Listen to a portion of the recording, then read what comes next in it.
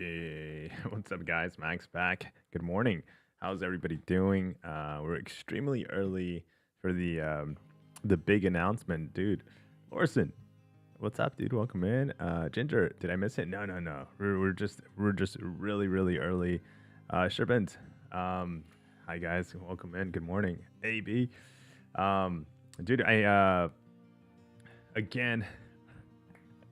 I hate to say this every single stream. What's up, John? Welcome in. Laninos, hey there. Um, we're testing. We just went ahead and updated the whole entire. Dude, this morning I was gonna go live like maybe 30 minutes ago, 40 minutes ago. Yeah, like around 11. But as soon as I turn on my computer, all these like, hey, update this, update that. So I went updating the streaming software that we stream on. I updated the some of the commands. So we're gonna kind of like tweak around some of the stuff right now as we're like just kind of waiting for this announcement to come, and then we'll play some event quest and I don't know, maybe do some other like arena, so incursions, something by the meantime. Take a look at what the offers are in the game at the moment. I haven't had a chance to look to see if the rewards are in. Ooh, relics are live. What is this? An alliance quest? Nice. Okay, we'll take a look at that too. Updates. What's this? All fall in love with contest. Okay. Yeah, there's big announcements too. We'll bring in the chat. Are you still playing COD? No, COD Mobile. I wish. Good morning. What's up, Poke Dad? Dragon, welcome in as well. I'm testing another thing too, the latency on the chat, to see literally what like how fast I can read the stream, because that is one thing that I want to get better at, is like as soon as you make a comment, I can see it and read it. What camera do you use? It's so clear. Oh, is it?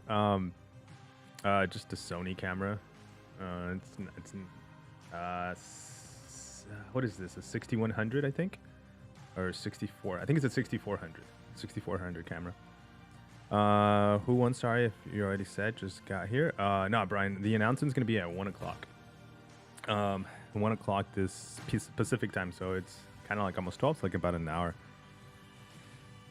It's just poke. Oh, okay. Like Pokemon. Ah, gotcha. Okay. You're like, stop calling me daddy. What's up, Porg? He's alive. Oh, okay. So here's some of the things I want to test, and might have to fix. So let's see if this actually works. Hold on. Let's see.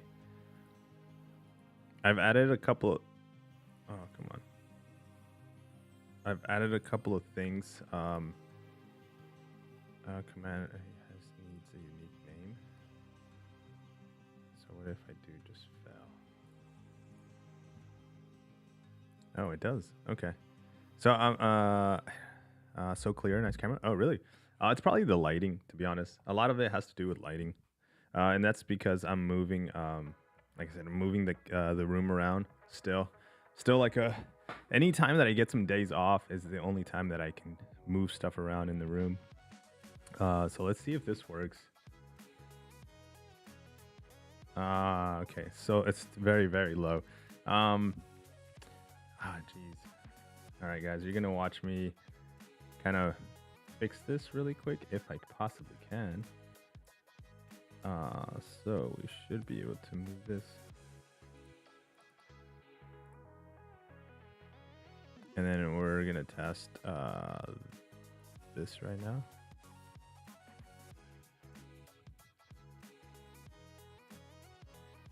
Okay, so let's do that one again.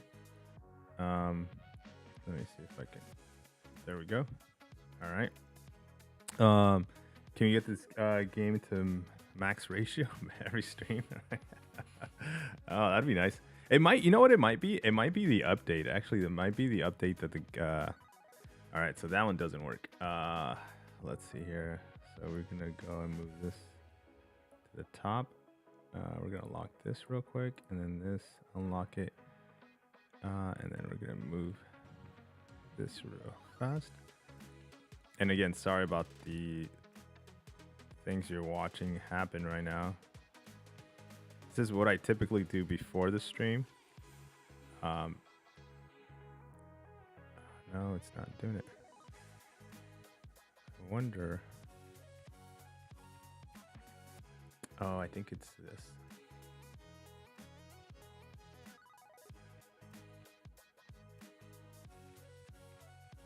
There we go. And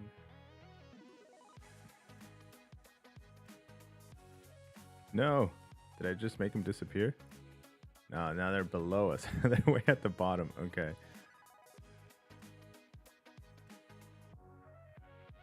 Okay. I think we're gonna leave them for now like this. Yeah, that should be fine. All right, and then actually let's bring them here, and then what we'll do is lock them in place and then bring them underneath everything. There you go. I think that's good, right, guys? I think the avatars should be okay. Bring them down a little bit. There you go. Hey, there we go. What's up, JJ? Oh, Big Mac's on stream. Dude, Big. What's good? What's up, Mark? Welcome in, guys.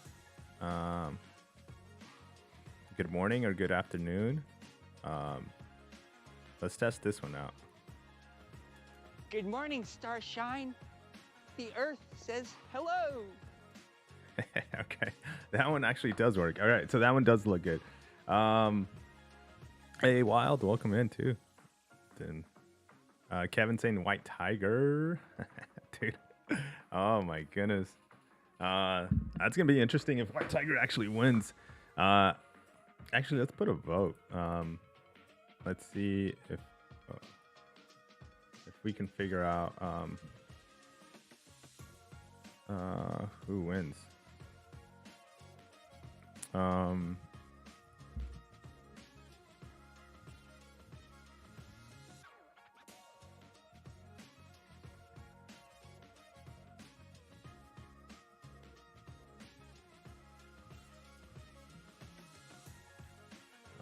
Shoot. It seems like across the community, like a lot of people voted for White Tiger. Let's see. White Tiger and Gladiator. Gladiator's probably gonna take it.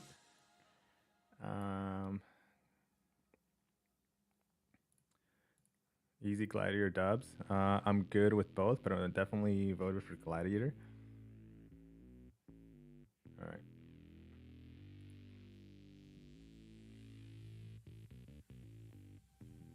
Okay, let's see here. All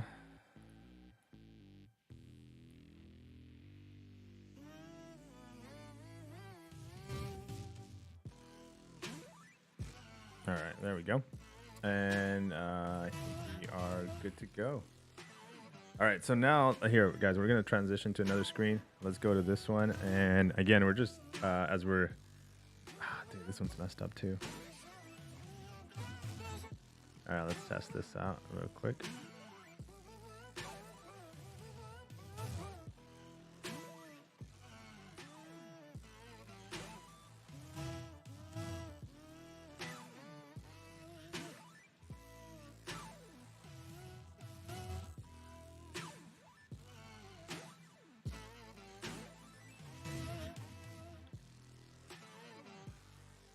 Gangsters, what's up, guys?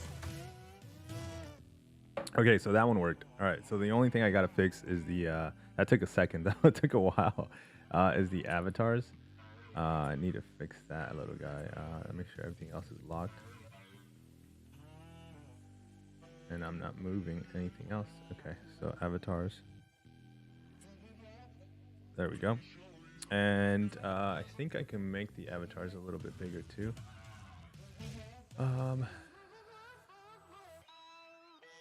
There you go.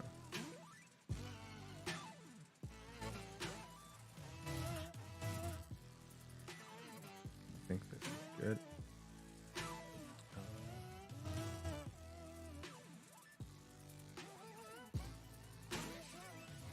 You know what I just realized? That.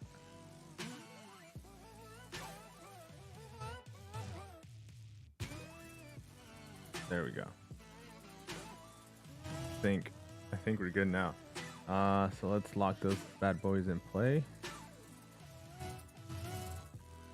And I think we're solid. Yeah. Talon, welcome in.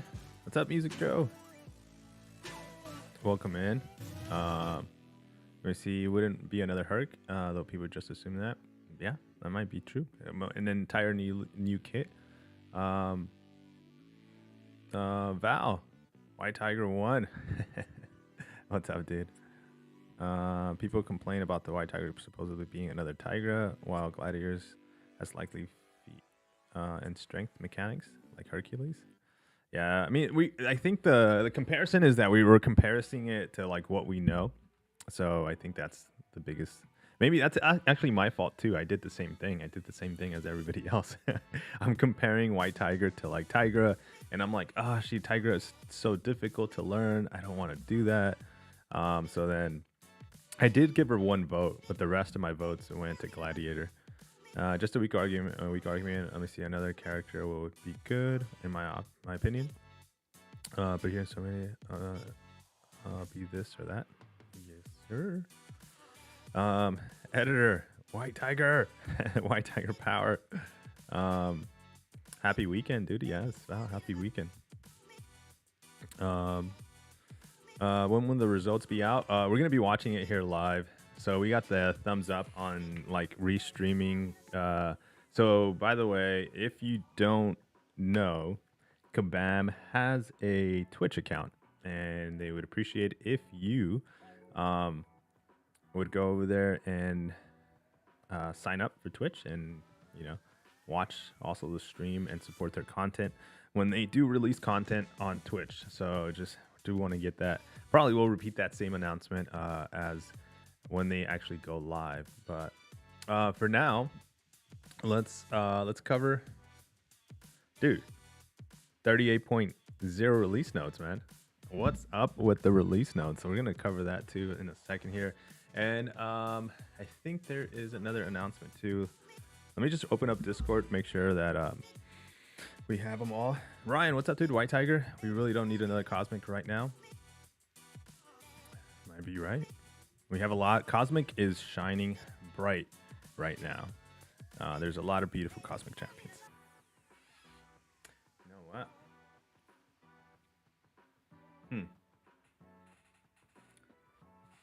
Somehow, when I get closer, it gets really darker. I think what we're gonna do, sorry about that, or they're cleaning the house too. If you guys can hear the vacuum, I actually might want to close the door. Fintech, yo, dude, when's the reveal? In about an hour. Boo, XLR. What's up, DTX? Welcome in, man. Good morning. Can you send the patch updates link here? Yes. Let's see here. There we go. That should be it right there. Should be posting. And all right, let me go through this other little move that I want to do here. Sorry, guys. I'm sorry I'm having you like go through all these movements here. When is Kabam live? At 1 p.m. Pacific time. I hope Gladiator wins. Not gonna lie, we need champs that will make the weakest class stronger. I think we needed a mutant champ. Going with what Joe, Music Man Joe, is saying here, a mutant champ. I mean, mutants have some kind of strength, but I don't know. They need a little bit of love this year. Let's go Fintech with the White Tiger powers.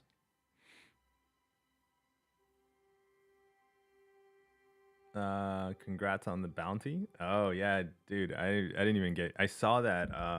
That's actually a nice like challenge that he's doing. That was pretty cool. See, we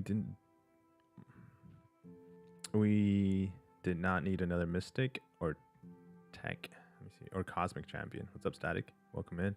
I feel like we have the least amount of Tech champions, so should have been Deathlock. Oh, I like a Tech champion right there for a win.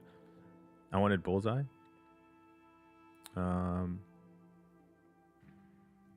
I just got, let me see, and what is this? Just my 2 cents? Why? Oh, a few Asian champions in the game, original vote. I don't know. Mutants were the strongest a couple of years ago. The problem with the class is that they're all about building up and can't do much of that in PG's or the main game modes. Yeah, I'm surprised that they're not focusing champions on Battlegrounds. I mean, I'm sure they're gonna get into it. Restart the game. Let's go BG rewards. Oh no, TTX. Just kidding. Jeez. Yeah, I'm surprised. I wonder how many times people have restarted the game since the. I'm surprised the rewards are not out yet. So let's look at all these notifications. The unit store. What do you guys think of this offer? What is this? $20.99. So $60 if you were to buy this twice. And you're looking at ranking up 2 champions to rank 2. Let's go take a look. Just to give you, like, you know, you analyze your deals, like the deals, the offers that Kabam brings to us differently, or you go in there and just kind of break it down. Like, I myself have 73 rank 1 6-star champions. That's a lot of rank 1 champions. But the question is, for $60, do I care to have any of these champions rank 2? Do I want to expedite that rank up from 1 to 2 that fast that I'm willing to pay $60 for this option? What does it take to rank up a champion? Resources really come. I mean, and I'm sitting at 3 out of 3, by the way. But resources, we're looking at a tier 5 basic catalyst, 3 tier 5s, 7 tier 4s. When it comes to class catalysts, we're looking at 7 as well. Alphas, I'm sitting at overflow 65. So when it comes to my account and I look at that offer, it doesn't seem worth it at all, right? Because like the thing that I lack of is the these middle ones, and the reason why I'm lacking the tier 4s is because I'm not focusing on them. So if I was, I would probably have more in my inventory, but I'm not right now. I'm focusing on the T5s right now, like resources wise, or I'm not even focusing on the T2s, and I'm just like overflowing with those, which is surprising because I thought I would run out. Definitely not worth it. Not worth it. I have 94 rank 1s. Dude, rank some champions, X. No, I get it though. See what happens? I don't know if you're part of this where like I'm stuck in the same situation. When I start looking at Battlegrounds and I start seeing like, okay, what is the best champion to take up to rank 3? What is it that I need in my roster to rank 3? Then I start looking at my roster. I'm like, okay, I've taken champions from rank 1 to 2 to 3 for Battlegrounds. And then guess what? I don't freaking use that champion. That's one of the things I'm noticing right now for Battlegrounds. It seems to be that it's always the same champions back to back to back. And it changes just so slightly. But for the most part, I haven't seen somebody use Yondu in Battlegrounds yet. Like Lady Thor, Cyclops, Loki, Hela, Psylocke. You know, we just saw Darkhawk to be a potential usage for Battlegrounds, but at least the few Darkhawks that I was going up against, they were just being knocked down fairly quick, and it was just like, damn, he's really not that useful. So Jubilee, I did see actually a couple of people running Jubilee on offense. They were doing pretty good with Jubilee with the last week 4 meta, but I mean, would I want a Jubilee in my deck? I don't know. I don't think so. I think the one that I would probably, if you don't have it, I would go Hulk. If you don't have it, if the update gets released the way we've been testing it, original Hulk would be a great addition to like a rank rank 4 for someone's account. Let me see. I used Yondu when I was in a pinch for the armor up ones. He removes them like Colossus matchups. Let me see. I ranked 3 already. My OG Hulk. There we go. Okay, they're going from the bottom, from top to bottom. Wait, what? I'll probably get it later today if people aren't getting them now. Uro 3. Oh, wait. I'm probably going to buy the pass. They have on sale. Wait. Just logged in the game and I don't see BG rewards. Oh, okay. Gotcha. They always seem to go from top to bottom. So if BG rewards start coming out, it's like the top brackets are getting it first. I'm gold poor. My gold's going. My gold going to rank 4 spot, and that Absman probably back. Black Cat is my 3rd and or Archangel. Last I checked, White Tiger was winning. Have they announced the winner yet? Larry, not yet.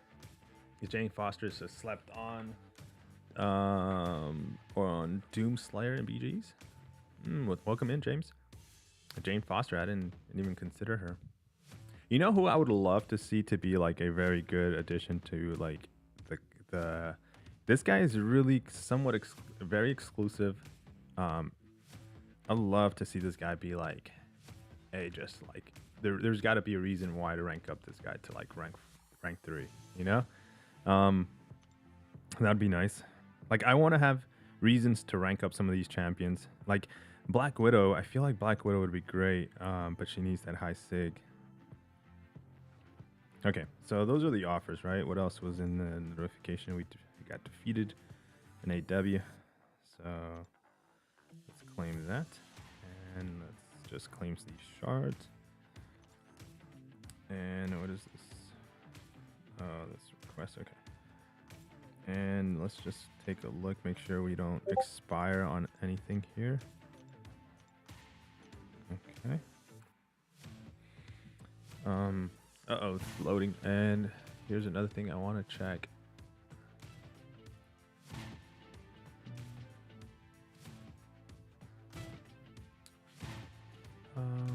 I wanted to check the announcements.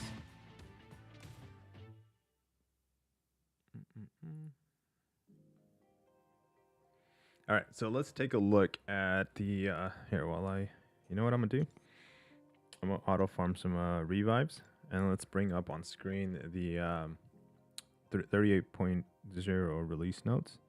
Let me just get my team in there. And then after we go through the release notes, we'll jump on to event quest. We got about an hour to kill before the big announcement gets released.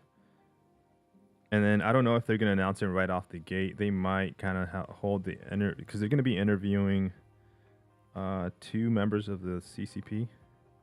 What? There's no revives? No. Okay. Let's go for the small energy then. Since there's no revives in this round. Okay. Oh, you guys can't see it right here. So we're going to go take a look here just for the small energy, and then we'll figure it out. Yo, what's up, Z? Looks like you're closing in on 10K. Oh, I know. I wanted to know. I wanted to do something special for that. I just can't think of anything yet right now. Howdy. Welcome in.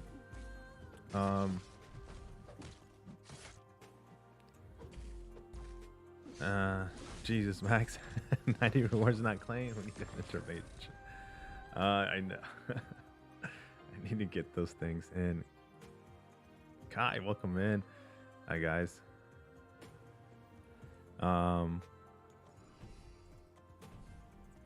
Yeah. Did people really start getting BG rewards, or are we just trolling here? Because I would love to know. BG's already back on Wednesday, so hyped. Yeah, they did a really. I think what was it? Was it between season 1 and 2? Was that a 2-week delay? I feel like there was in between either 1 and 2, or 2 and 3, or 3 and 4, whatever it was. I can't recall, but I feel like there was a 2-week delay. I might be wrong in that though. But the fact that they're turning them around a lot quicker. Actually, Kabam made a post about that too, I think. Let me see if I can find that really quick. I will show you. Where's the forums? Where is the forums? Here's the forums. So right here somewhere. Let's see here. I think under news and announcements.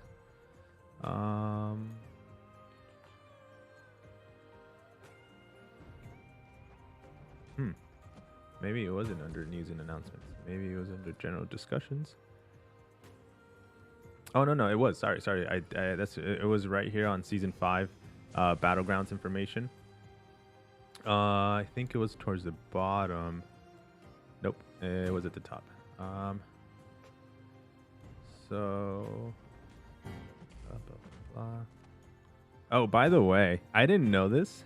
Guys, you're gonna love if what I saw. By the way, if what I saw is correct, I think I got a little peek onto what the emotes are gonna be looking like.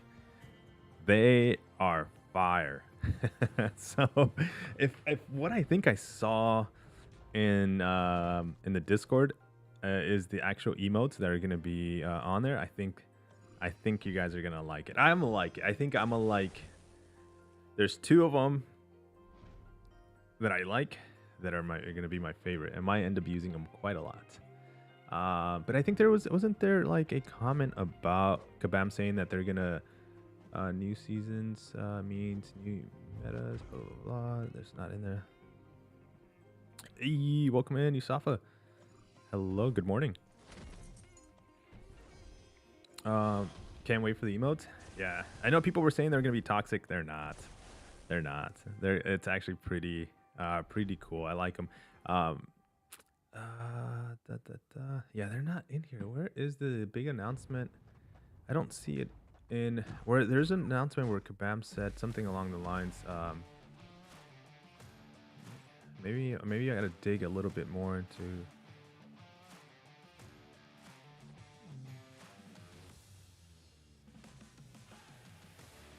No, those are the most latest ones. Okay, so they're posted by dates.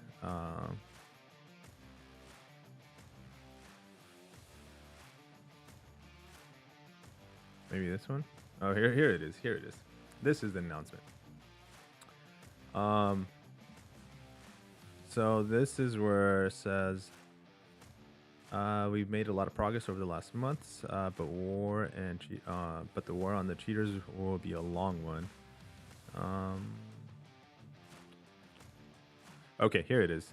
So it says, including shortening the time required to release Battlegrounds reward. So this is coming for the future, where they're gonna basically have more options. Tell me if you guys can hear this. We made a lot of progress over the last month, but the war on cheaters will be a long one. We have plans for more additions and adjustments in the near future that will continue to improve the game experience for honest summoners everywhere, including shortening the time required to release Battlegrounds rewards. What MCOC players want is input issues fixed. And Kabam gives us the emotes. Yeah. Are they really free? Yes, they're going to be free. Toxic is good. It makes people spend money. I'm shocked. Yeah, they're going to be free. I don't know if they're going to be selling any, actually. Team Gladiator.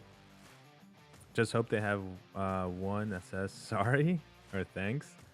I don't think so. There's one that kind of says sorry. I like what you've done with your voice. Oh, Lanino. So you could hear it. You could hear the me reading the comment, right? All right. So let's go to the news stuff. So let's see here. Pim.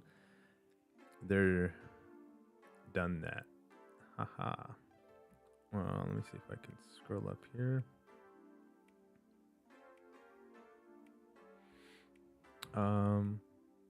Audio heard. Okay, cool. So here's the announcement. We kind of know, everybody knows about the 2 new champions that enter the contest are gonna be there. I'm trying to see if there's any big announcements that should be available. Here's the Battlegrounds. We were just talking about the Battlegrounds emotes. Tell your Battlegrounds opponents exactly how you feel or a close approximation with the new emotes. Use emotes to convey your emotions on the draft, pre-fights, results, and the summary screens. I wonder how that's... I can't wait to test that out. I wonder to see how that's going to be implied. Like how they're actually going to throw that into the Battlegrounds. All players will receive a set of emotes to start with, but keep an eye out for your chance to collect more in the future. I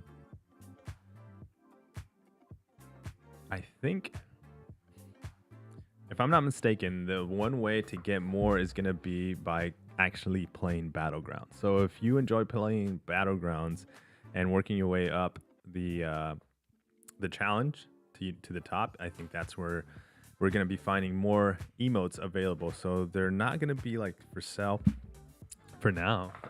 They're going to be like you have to do some Battlegrounds to get more, basically.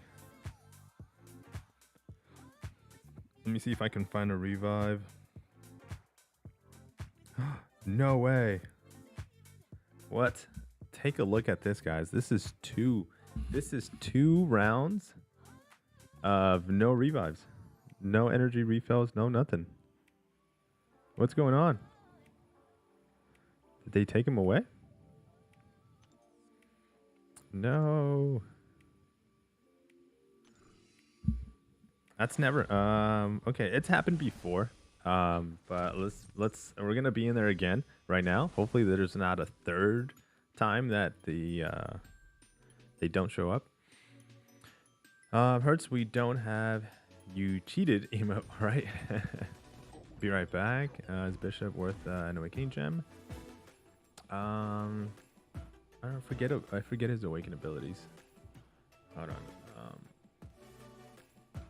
Let me.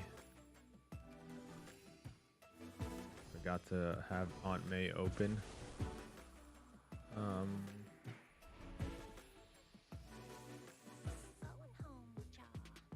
There we go. Let's see here. Bishop prepares a unique bonus based on how many bars of power are full at the start of the fight. With 0 bar special attack becomes unblockables with a stack of X amount of prowess. I think in Battlegrounds that's going to be useful. Just 'cause that's the only one you're going to be able to get. So when you start the fight at 0, and having them at Sig 200, which is you're gonna need basically to have them go unblockable at 10 prowess. So let's say you get them at Sig 200. That's gonna be at 10. Yeah. So again, if you have them like Sig 100, you're gonna need 20 of those, which he gets them very quickly. But let's say you just want to you don't want to worry about the unblockable, and you just want to take the most advantage. 25, 160, 14, 120, 19. I think maybe 160. 160 seems to be a really good number. Yeah, 160. Sig 160 if you're just based off what I'm like looking at, based off is starting the fight with 0 bars of power, and you just need 14 prowess to go unblockable. Is a good number. With 3 bars starts the fight, ready, release, active. Okay, no. But yeah, if not 160, 200 would be nice. Might get units at the end. It happens 3 empty rounds. Never happened to me. No, Bishop doesn't need it. When is the Battlegrounds reward coming? Cyclops, I hope they come soon. Donate $5, Cyclops. He tells one time Wally. Hey, Wally, he's like, give the man some cash. All right, let's go back to the post here. So we were just on there. Champion update. So American Chavez and Gore will have that basically live on the update.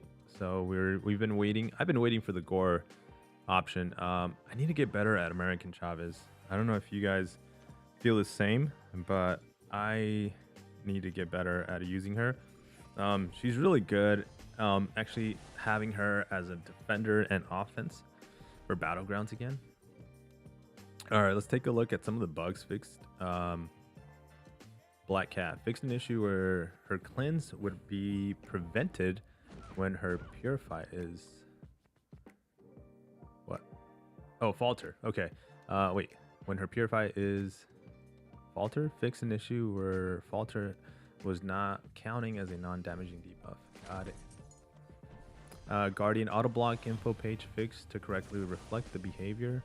Mortal will no longer astro evade special attacks when stunned. Interesting.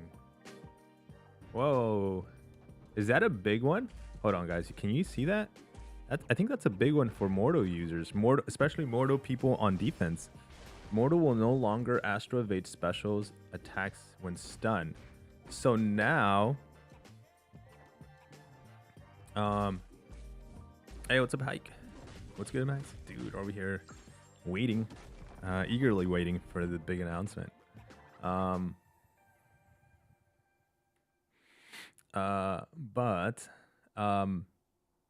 Dude, this makes Mortal an easier, this kind of nerfed Mortal on defense for Battlegrounds, dude. Honestly, if you have a like high rank Mortal and you're not, I mean, he's not just a defender now, he's a very, very good attacker. But if you have a high rank Mortal and you're using him on defense, and now he's easy to take down. All you got to do is have a special parry and launch that thing, like, and then get back into the flow. So let's say you get out of the flow of the rotation of Mortal launching his specials. Now you just got to go in there and launch a special. That's it. That's actually pretty cool. That's kind of whack. It is. For John, do you have a Mortal? That's how it's always been with Mortal, or at least is how it was supposed to be. Oh, okay. So after a Herc SP2, you can hit him after. Yeah. Imagine like parry, and then just launch that big giant SP2, and you're golden. All right. Let's take a look here. Are we gonna go 3 rounds without a revive right now? Let's see.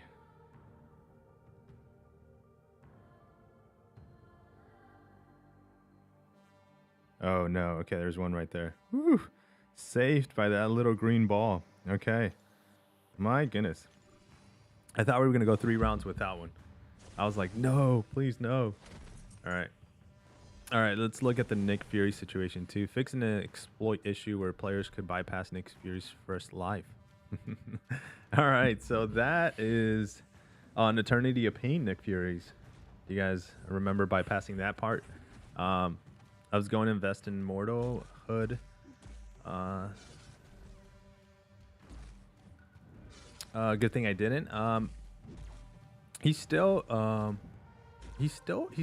think if you're gonna use him as an attacker, he's still good, but he's no longer gonna be that strengthy defender no more. You showing it live? On Twitch? Yeah, double R. Yeah, we're gonna be broadcasting it live. We're basically just like how I have the page up right now. We'll have the page up for the Twitch once they go live. What up, dude? But welcome in. Good morning. Let me close Discord real quick though. I just want to make sure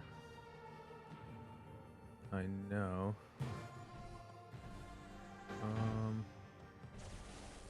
When they go live, I'm sure they're gonna have it on. Here, let me close Discord. I'm sure they're gonna have it on Twitter, so we'll have that open too. Mortal evading special was a bug. So now it's fixed. What's up, Cope? No reason not to invest Mortal. People already knew how to play Mortal around Astro Evade. Yeah, it's just letting. I think Mortal's special 3 is what you would hope for, but it's so weak. When is it starting? And 45 minutes at 1 p.m. 1 p.m. Pacific time. All right, so let's see here. What else? Nick Fury, safeguard. So safeguard descriptions incorrectly called out any sources instead of any hit. Spot fixed an issue where Spot was creating an infinite rupture loop on the. How do you even read that? Hold on. This is why we have this little help. Spot fixed an issue where Spot was creating an infinite rupture loop on the Schadenfreude node. Schadenfreude. Okay. Dude. Valkyrie fixed an issue with Valkyrie's second light attack acting like as a projectile.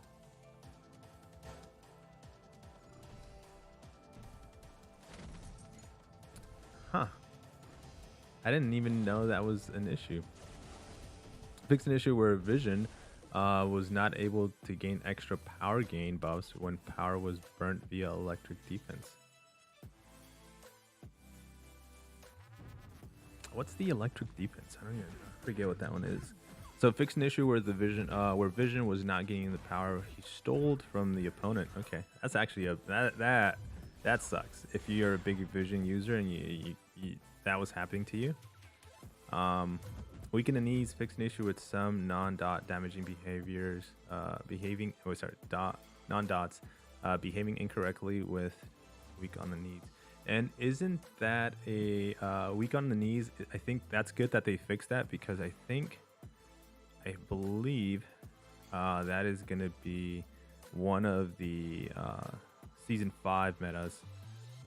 Weak on the knees, weak on the knees. I think I saw it. Was it week 4 or week 3? Maybe it was long distance, blood water. Where did I see it?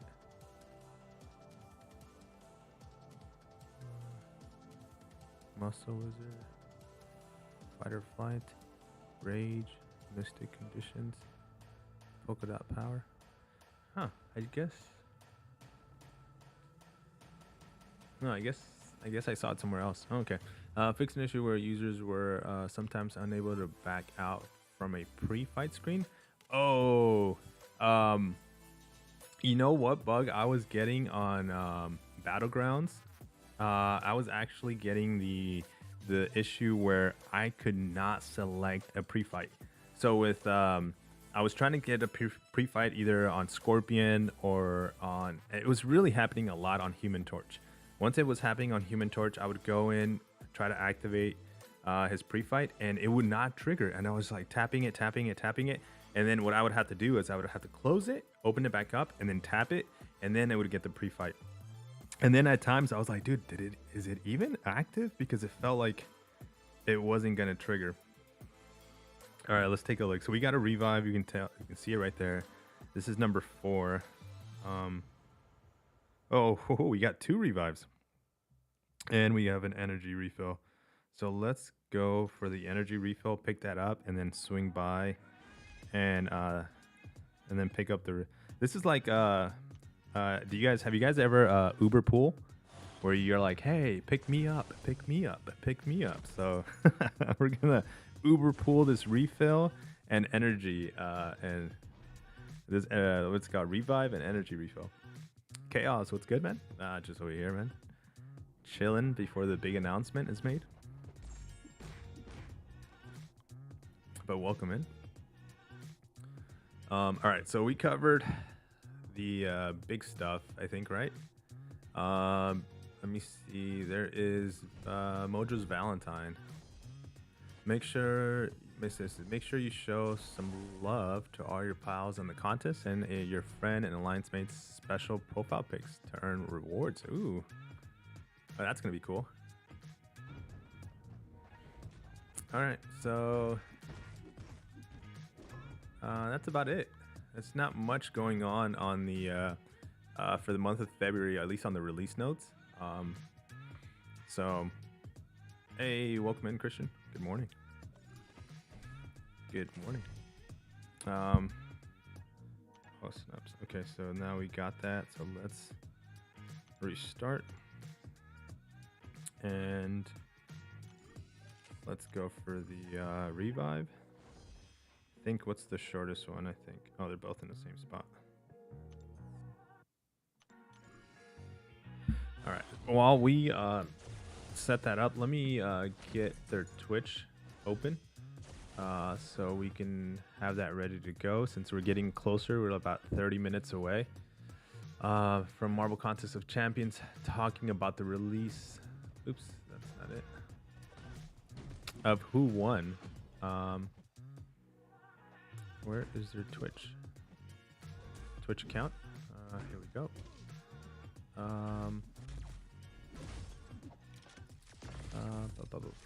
Schedules.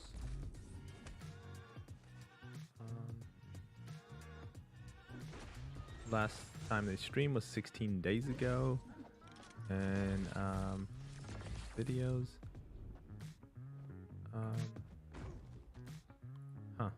How do I? Okay, maybe they offline. Kabam is offline. Disney Mirrorverse, Contest of Champions, Kabams. Okay, we'll just have that window open. So when they do go live, I'll just go in there and refresh it. And I think that's where they'll have it. Okay, let's make sure we can. We haven't gotten that. So you voted for Gladiator, Max? Yeah. I did. I gave White Tiger 1 vote, and then the rest ended up going for Gladiator. So we'll see. I don't know. It seems like White Tiger got a lot of votes. Like social media wise, she's getting a lot of attention. Like in the back end, it feels weird. It feels like a lot of people are advocating, and like it feels like it's like a group of 20 people just blowing up like White Tiger on social media. And then it also feels like internally, like the people actually voting, everybody's like, nah, I voted for Gladiator. So I don't know. It makes me believe that Gladiator's gonna win, but I have doubt because of how much everybody's talking about White Tiger. Damn, come on, Max, you gotta represent. She's Latina. Yeah, I saw that too. I saw that. I saw that kind of late. At 4 accounts, all of my votes went to Gladiator. Andrew. Yeah, the Simps drooling over White Tiger. All right, I think we're gonna get into. Should we do event quest? I think so. Since that's kind of what's out right now.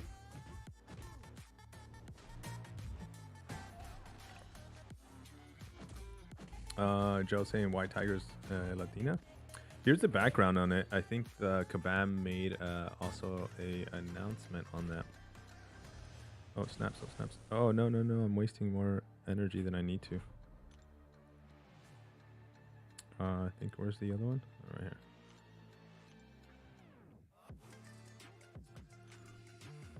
It's just, let me pull that info up, and then let's see here. D.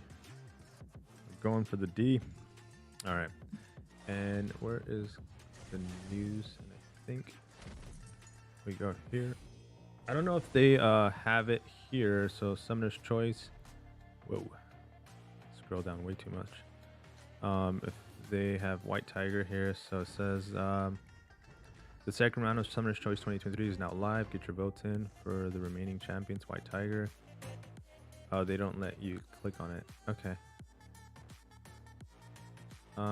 Echo. Here we go. There's a little description on White Tiger. Dude, I like doing this. I don't know why.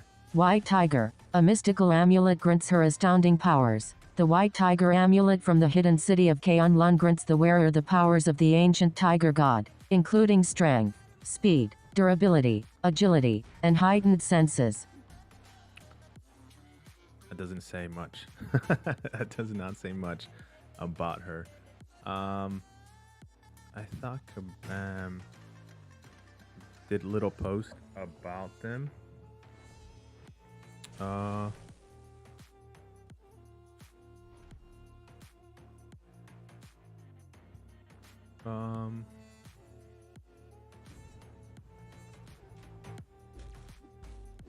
Yeah, no, this doesn't talk about that either. What are you farming for, Max? Or just generally refilling your stash? Yeah. No, I'm for the what's it called? The Gauntlet. For the Gauntlet, I'm just gonna go in there with Herc for the Gauntlet, and I just need basically the 20 of the 20 percenters with Hercules, and if I can get to like 30, maybe 30 in my stash, I should be fine. That way, like, if I just die, I just go back in and just boom, dead. Yeah, she's Puerto Rican. Ah, I didn't know that. I heard she was Latina, but I didn't know she was Puerto Rican. That makes sense. If we were able to spin her around, that makes sense. If she's in, I hope she wins. For my peoples, there you go. Oh, nice. I didn't know if we have Boricua in the game yet. All right, so let's see here. And is this our last fight here? Or close to last fight? Nope. Hey, welcome in, Raw. Good morning. Okay, let's test as we're waiting for that. Let's test this out really quick.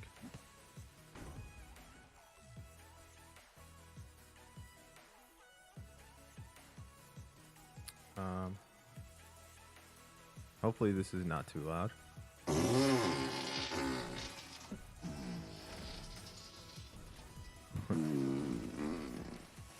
Oh, you can't even tell. You can't even see it. You just see like little clouds. Oh my goodness. Yo, Max, did you get the BT rewards? No, not yet.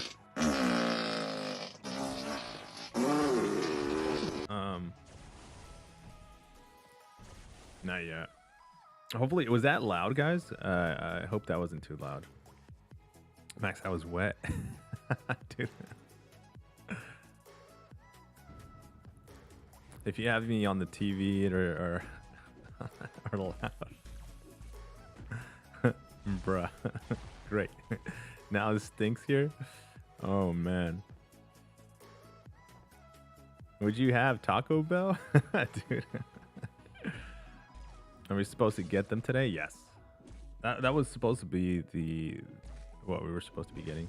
Kabam Twitch live stream in 30 minutes. What's up, Max? Yes, sir. Yep. We're gonna be watching it here too. The Dr. Dolittle style. Oh, my bad. I have to be working 30 minutes, but still I'm chilling. Someone's got the runs for real. What are we review for? What are we farming for? Here, I will stop with that one. But we are farming for this right here. Special quest. And we're gonna go. We got one more. We have one more. One more key that I have that I need to go in there and claim the rewards for. So basically, once that's all done. But I did it. When was it? I did it. Here, I have one more key right there. So I did. What was it, 2 nights ago or something like that? Because I had some boost expiring and ended up going in there and just knock it out. And I wasn't really ready for it. So it was a refresher learning experience. So now I'm just going to take Herc and some other champions for other specific fights, like Archangel. I think we're either going to bring Apocalypse or Professor X, but I'm thinking still Apocalypse. And just so I can hopefully also what's it called? Horseman Archangel. But other than that, I mean, that's it. What are we doing here? Tech champs. Yeah, that's right. Tech champs. And then, yeah, this is the team. This is what we were doing last night. The last gauntlet. Yes, sir. Who's your rank 5 champion? Kitty. Miss Kitty. Let's go with Hulkbuster. Let's see here.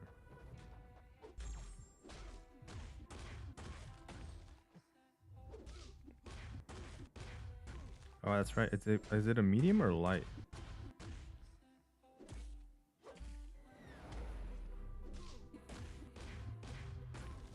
Oh, it's a medium.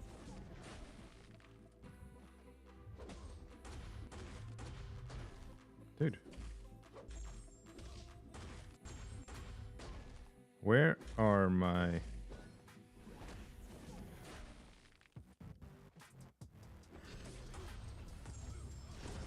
My goodness. Oh, there we go. How did we just go from... Oh, there's a glitch. They're not showing up. So you're getting them, your Furies, but they're not showing up on on your little homepage. Got it. Okay, or your little buff indicator at the top. I said homepage. All right.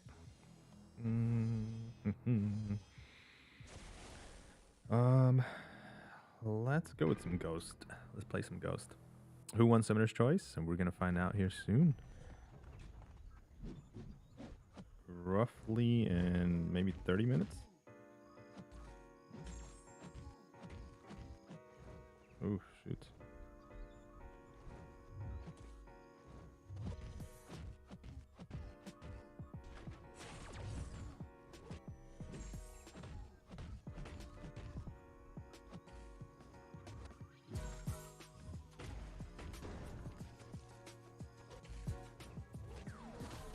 I was waiting for that evade to finish.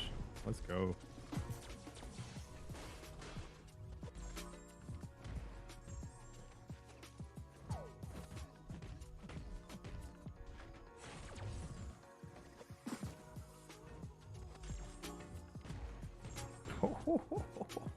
Dude. Oh my gosh, that freaking heavy. I was not expecting that KO with the heavy. I gotta say, guys, I'm feeling a little bit more comfortable with Ghost. If you remember, if you were here like 2 months ago, man, I didn't even want to think of Ghost at all. But now, it's not that she's like amazing or I'm amazing with her in my hands, but I am a little bit more comfortable for sure.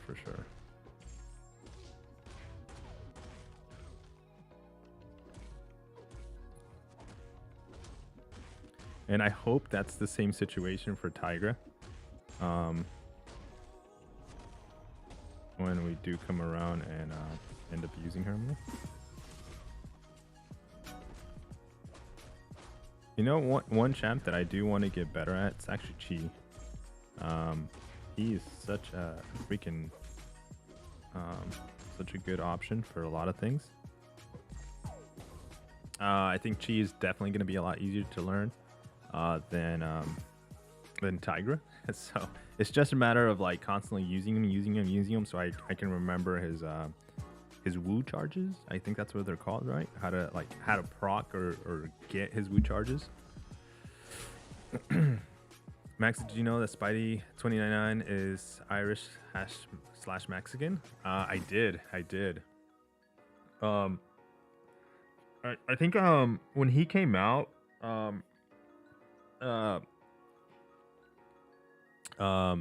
there was like I was doing this thing. Practice makes perfect. It's okay. Not everybody has the skills to play Kitty.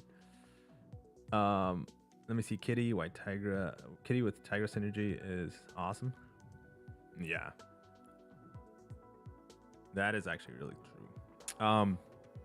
Shoot, what was I gonna say? Chi charges, wushu strikes. Hey, what's up, John? Johan, sorry. Jordan, how's it going? Good, man. Welcome in, guys. I think, you know what I think I need to do? I'm just realizing. The problem is, how do I do this? Well, so when champions were coming out, this is what I was doing. I was like kind of looking at the history of the new champions as like just kind of like some like background on him. And then I stopped doing that. I was doing that live. So that's how I found out that but my understanding of 2099, he was also like a villain though, right? Like he was a hero, but a villain. Like he had a like, if I'm not mistaken, like 2099 is kind of like a little bit of a villain. Oh my gosh. I thought I had reverse controls. I thought I saw reverse controls somewhere in there.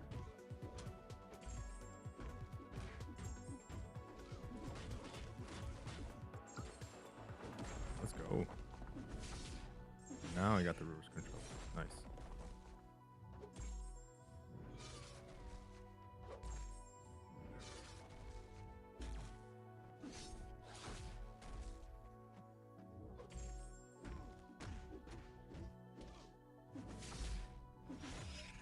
Jeez, dude, I keep...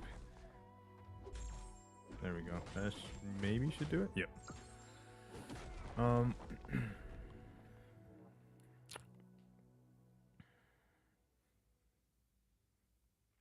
let's see here. Let's go on to the next fight.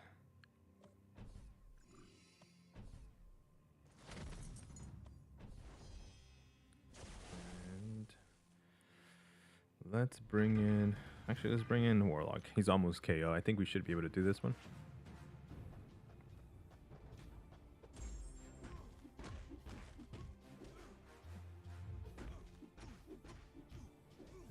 We're at 2 Furies. See if we can get to 5. I'm sure we're at 3 now. Oh no, we're just at 3. 4.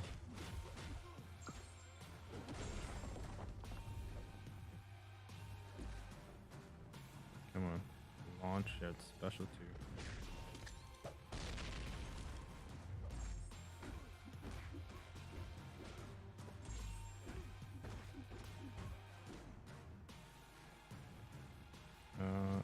One heavy should do it. Yep. There you go. Feather, what's up? Happy Friday. What's the big announcement? Summoner's Choice for 2023. Whether White Tigra or Gladiator 1. And I think they're going to be announcing some other stuff as well for February content too. So I don't think they've talked about that. I think they're going to be announcing that too as well. So, hey, what's up, Solid? Welcome in, dude. Yo.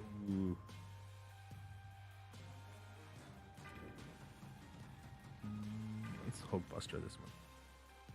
Actually, should I max restart the game? It's out. What? All right, let's go. Hey, Solid or Lorson or any of the mods in here. I don't know if this is copyrighted. I should have probably mentioned it to you guys before the stream. But you know how you guys have the exclamation mod? Oh my gosh.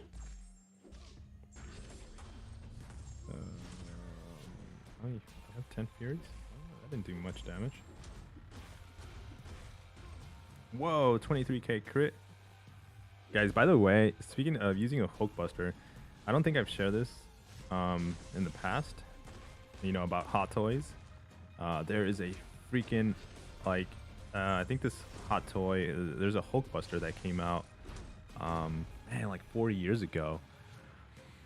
Got it. We need to make sure it's not copyrighted. No, okay, so if you do exclamation mods, I think it's with an S. I think that's how I set it up. I just don't know. Let me make sure. Sound. Commands. Yeah, it is with an S.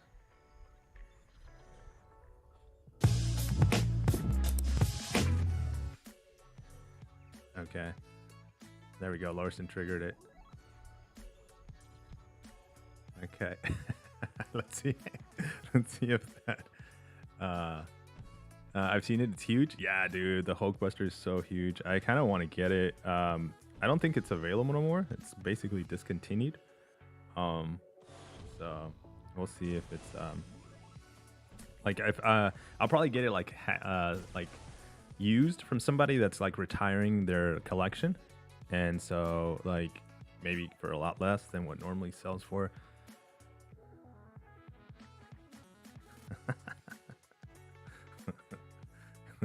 I thought one of my other tabs was open. Hot Toys, Hulkbuster is a fat price tag on it. Only reason I haven't pulled the trigger on it myself. Dude, wait, T, do you collect Hot Toys too? I don't think I've ever, I know I've seen you in the chat, but I don't think I've ever asked or we've talked about it. Heck yeah, man. I get excited when there's like other collectors that play Marvel Contest of Champions.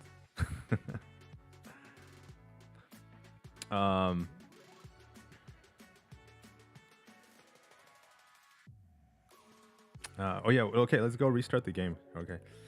Let's do this.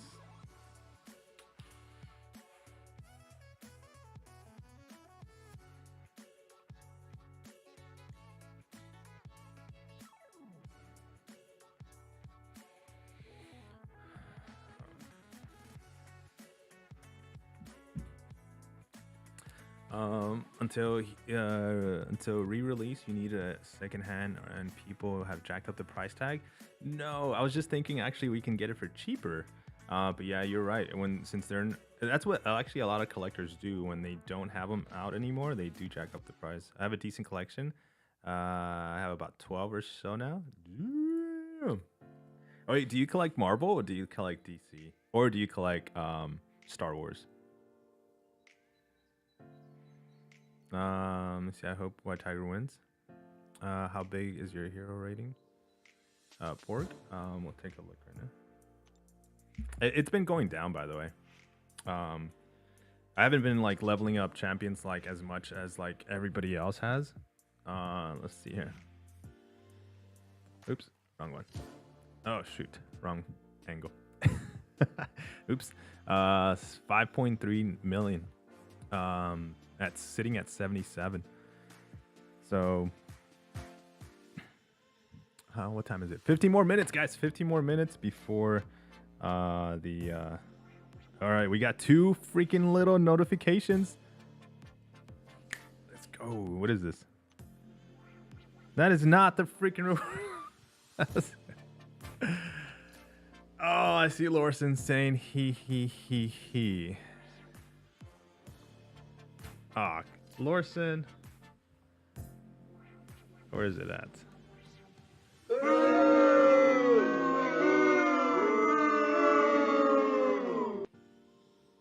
Orson. That's nasty. I'll claim this though. Anyways, I take that energy refill.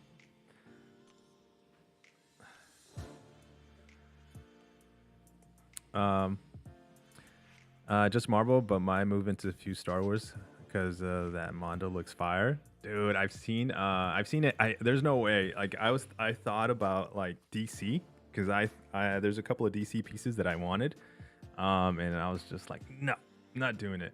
I was like, I'll stick to Marvel only. And then what else? There is the What If collection that I do want to get though. I want to have a little like what if like what's it called? What are these things called? DTOF? I think DTOF, right? I thought the same thing when I saw the inbox. Yeah. Dude, you get I'm unbannable. Ban him for 10 minutes. What's up, Sasuke? Welcome in, man. I'm actually just finished my Act 7 and awakened my Doom. Nice. Congrats. Yo. Welcome in, boogers. Hello. Got him. Dude. I say time him out.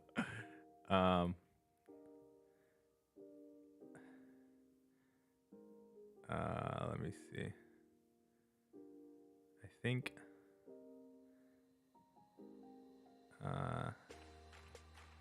This is Lorson.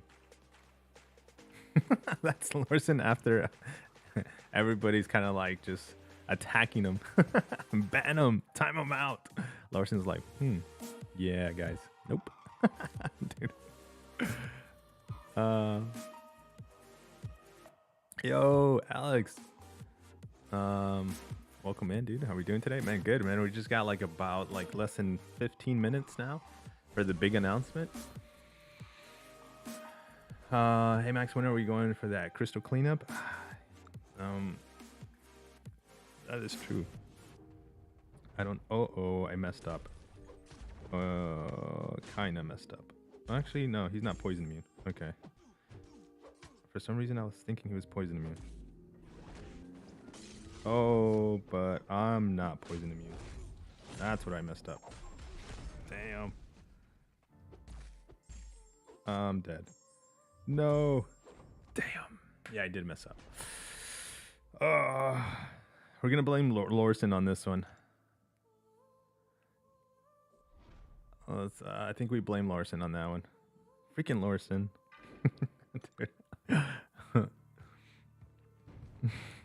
Larson's like, bro, that's you.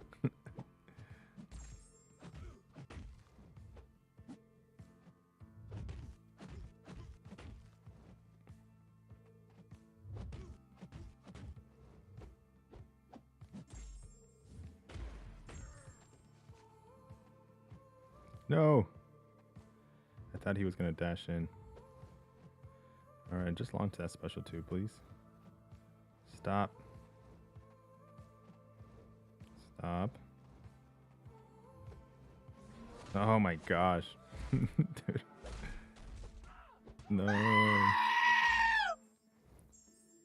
Launch it, dude. There we go. Jeez.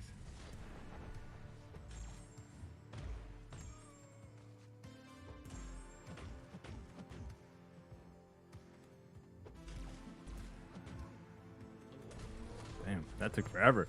We couldn't find the opening.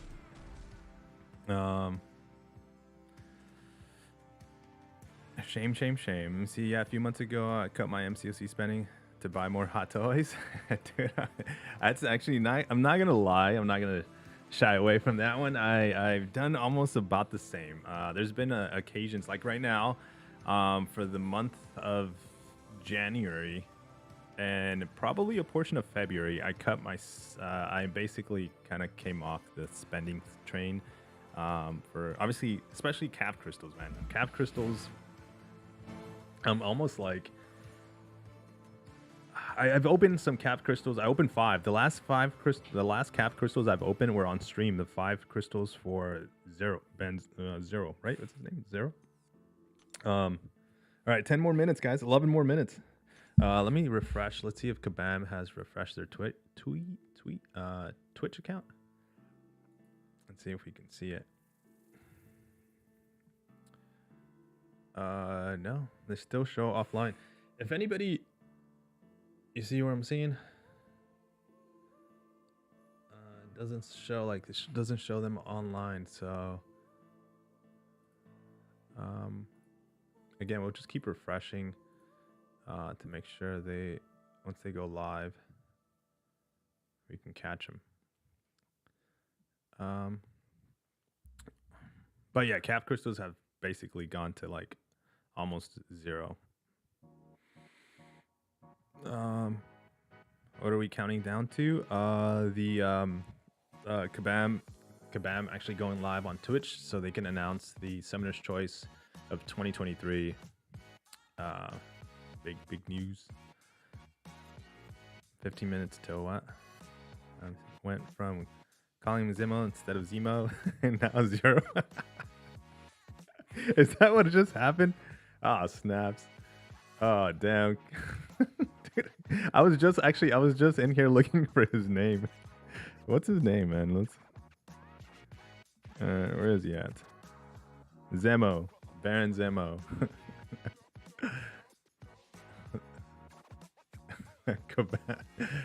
Baron Zero, right? Damn. Oh my goodness.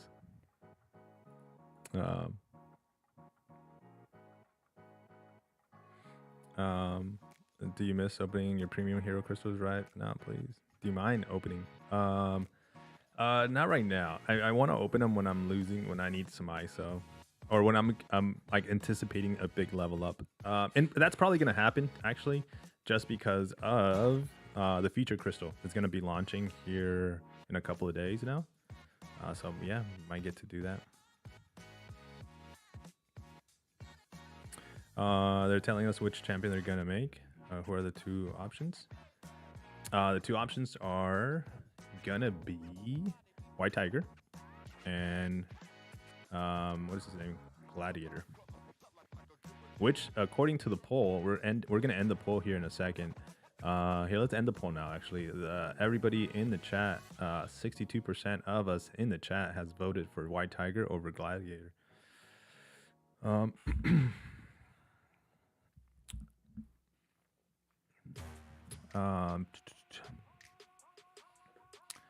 Sitting at like 35, 36 for the new feature.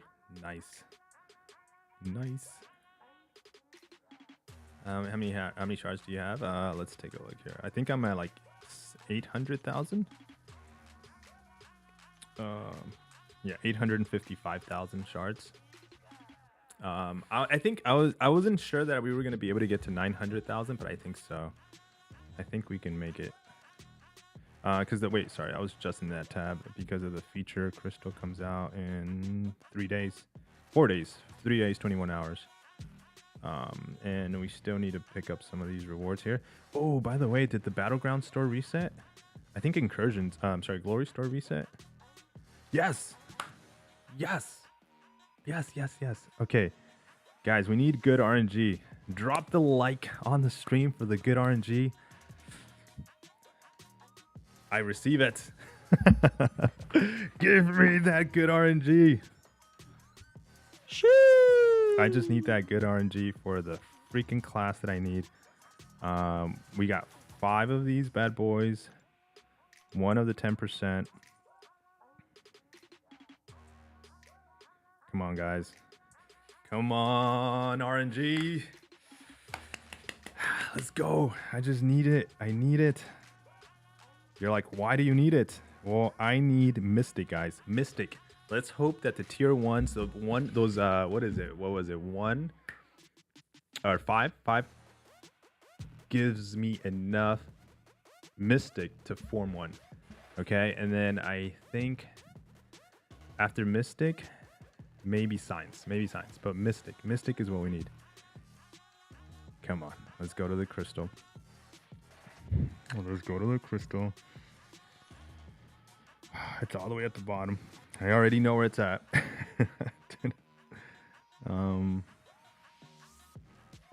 Here we go. 5 crystals. 5 crystals. Mystic is all I need. I got Trash Token for my second T1 class alloy. Freaking tech. To rank 2 my relics, yeah. You sure love those jars, Max. Get that good RNG, dog. Yeah, I'm at 110k. Started collecting shards too late. Oh. Hey, sometimes all you need is just 1 crystal, though. Come on, Mystic. Dude.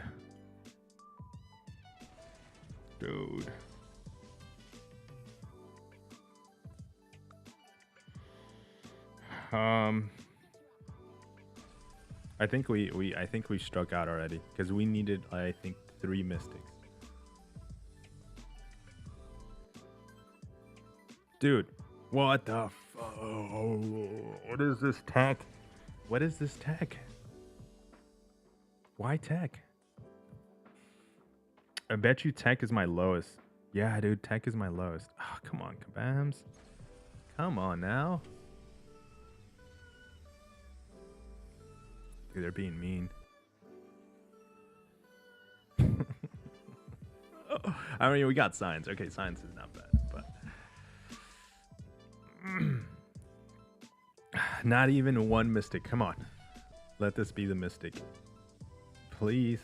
Let me just get closer. Let me just a little closer. Mistake. Mistake. Ah.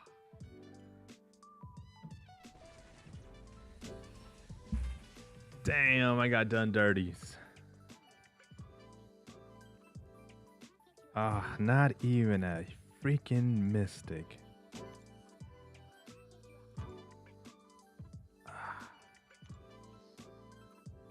And I don't even know what I need from here. I was so excited. I don't even know what I need from this one. Skill. I don't even think I need skill. I don't know. Maybe I do. 65. What? Wait a minute. Did we just form something?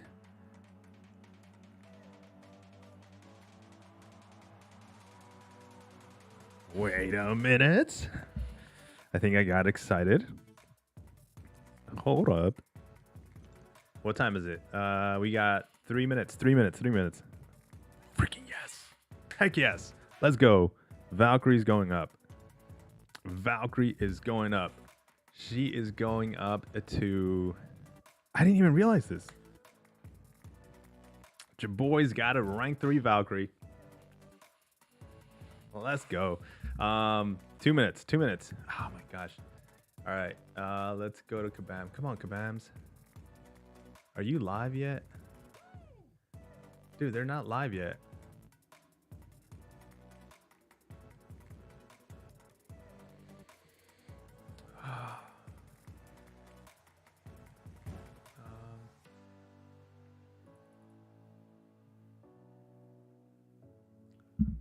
All right. Let's do this rank up then while we wait here. Rank up. Freaking A. Valkyrie. Rank 3. And we're gonna go upgrade slots. I love gold.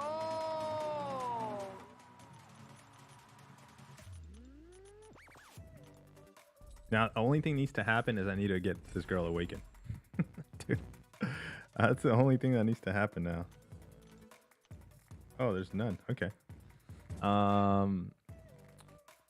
You changed the layout of your room or just moved your setup? I just moved stuff around. Yeah, I moved this. I moved the setup because what ended up happening is like I used to have the door behind me, like the bedroom door behind me, and then my my wife would always like text me to like let me know certain things, and so I was like I would chat through her, you know, when she would want to come in, like, or she just needed to tell me something. So now the door is in front of me, like literally, like the door is right there, or like right there. So if she needs to tell me something, she used to, I don't know if you guys ever noticed, but when she would come into the room, she would turn the lights on and off. And so, I mean, it only happened occasionally. All right, it's 1 o'clock, guys. Are they gonna do it? Wait, did I just, did I do it right? Oh, damn, I should have done the before and after prestige. So what's my new prestige?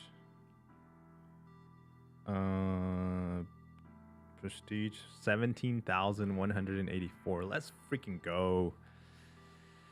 All right, Kabam is alive. Let's go. Let me see, live. All right, there we go. Here, let me bring it up on the stream here in a second. Why is it taking forever to load up? Let me also mute the music so we can hear them. And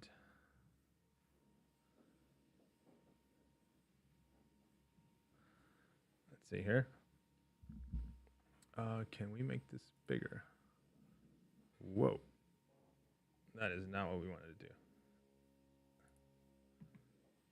So we cannot make it bigger. Okay. But maybe we can make it theater mode. There we go.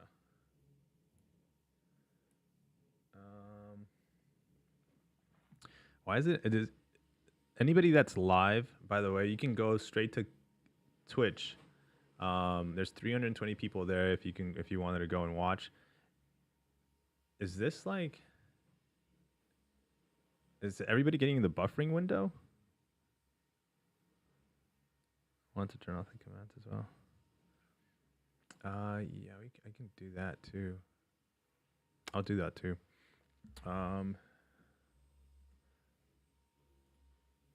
Let's disconnect the commands. There we go.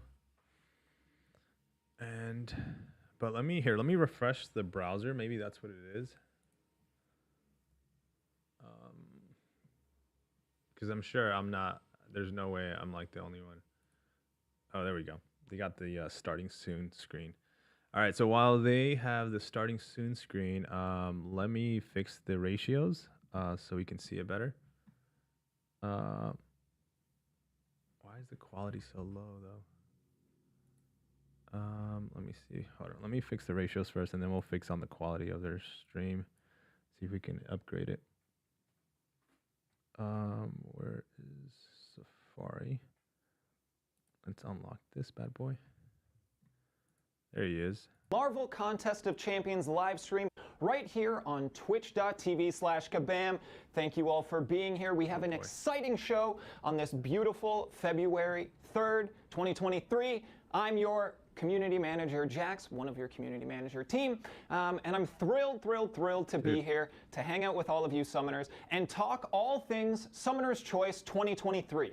Like I said, we have a fantastic show with a lot of new and exciting things. We will be talking to our lead RPG designer about their contributions to the Summoner's Choice campaign. We're going to have a couple conversations with content creators about why they think White Tiger and Gladiator should be the new contestants here in Marvel Contest of Champions. And of course, we will be revealing the champion who will be joining us at the end of 2023 as your Summoner's Choice. So, everybody, thank you all for being here. Let's say hey to some people. I see an awesome Fox in chat. I see J. Carluz. Welcome, welcome, welcome. David Foda. Hello. Gladiator King Supremacy. Aries. Everybody, thank you so much for being here. Honestly, it's one of my favorite ways to interact with you guys as a community. It's always been so much fun. This will be only the second one. We are hoping to continue to grow this platform and continue to bring you guys very fun and accessible content. I'm just thrilled. Okay, let's get right into some things. Let's lay some ground rules here first. Again, this is the second time that we have done a live stream here. And from the get-go, one of our goals has been making this a fun and welcoming space for everybody. We have mods that are hanging out in chat. Feel free to hop into the chat, everybody. Let them know that you're there. They're going to be watching on things. Don't be foolish here. We're all here. We're excited. I get it.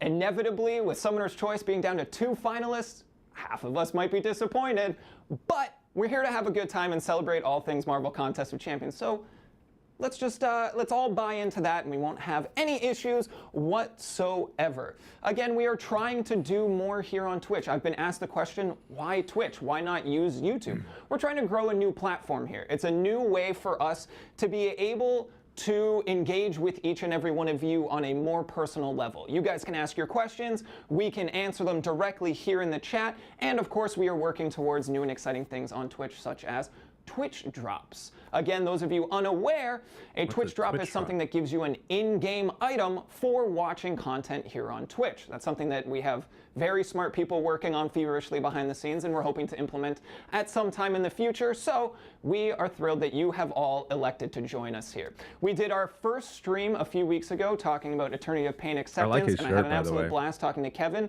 one of our lead quest designers as well. So I think this one's going to be just as good, if not better, and I'm thrilled to see a lot of new names here as well. I'm seeing Hyper, I'm seeing Dynamics PST, first-time chatters, welcome on in, Tom Self. Again, everybody, thank you so much for being here. It's great to see you guys. All right, from you in the chat, before we dive in here, I need to know from you, White Tiger or Gladiator, who is it that you want to see bring home Summoner's Choice 2023? I have in my hands here the envelope with the winner. Wow. I have not seen the winner. I was kicked out of multiple meetings this week because they wanted to discuss the winner, and they wanted to make sure I didn't know who it was. So we are going to start a little timer right here, slowly. Dude, what is it going to be? I see a lot more White Tiger than I expected. If we're being honest, that's not what I expected. But that's who I want to win, so. All right, we are going to start this timer, and in 1 hour, 60 minutes here, we will reveal our winner. In that time, we're going to be talking about all things Summoner's Choice. We're going to give you a massive, massive peek behind the curtain of what it takes to take a champion simply from name to being implemented into the game, both in an artistic perspective as well as a gameplay and RPG perspective. So, I'm thrilled to get into that as well. I've said thrilled like 4 times. Don't worry about me. I'll find a new adjective soon. Let's move on. We're going to start things off with a new segment that we are calling Noteworthy Community Quotes. So we've got a nice little slideshow that we've got here for you all. Again, part of my job as your community manager is to find new and engaging ways to bring you all together, and I want to highlight some of those moments where you guys are engaging in such positive, encouraging ways. We should be farming revives. I've pulled together some noteworthy community quotes across all of our different platforms, whether you're in the forums or commenting on Instagram and Twitter. We see you guys, as well as I see you guys here as well in the Twitch chat. So let's dive into our first one here of our noteworthy community quotes from the forums. A thread under Best Things in Life Are Free. Max the Silent had this to say: today I went to spin my Cavalier Crystal from the daily TB calendar expecting a 3-star. Instead, I got a 6-star Nexus, which yielded a first-time kitty pride. I've actually been saving a 6-star Mutant Awakening gem for her, so I was ecstatic when she showed up. I wish everybody similar luck from their free weekly crystals. Absolutely incredible, Max. Nice. That is a massive pull. Congratulations. Kitty was one of my first 6 stars as well. I only have 10. And she is an absolute beast. And shout out to you for trying to take your own positive luck and spread that to other people. Massive shout outs to you, Max. All right, let's move along to our next one from Twitter on the announcement here, the Summoner's Choice final round announcement. We have Blazed chiming in to say, only hot people vote White Tiger. That's funny. If I'm being honest, this one made me laugh out loud as I was reading it, so we had to include it here. We got Morningstar looking a little provocative over the shoulder there. We've got a lot of heat coming off the Morningstar. It's beautiful. Perfect. Thank you, Blaze. Let's move on to our third quote here. From the forums, under a thread of this same title, Marvel Fan 30 says, I just got Toilet Smasher title, woo!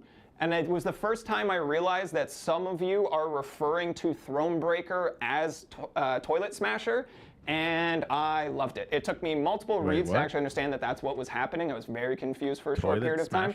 But I want to encourage you all to start referring to Thronebreaker as Toilet Smasher, and please come to the forums and let us know when you've achieved it, so that I can help you celebrate your Toilet Smasher title. All right? He said, what do you call her? Moving on to the next here. From Instagram, the Vision So Far White Tiger Disc Thrower pops in to say, thank God Spider-Punk is not in there.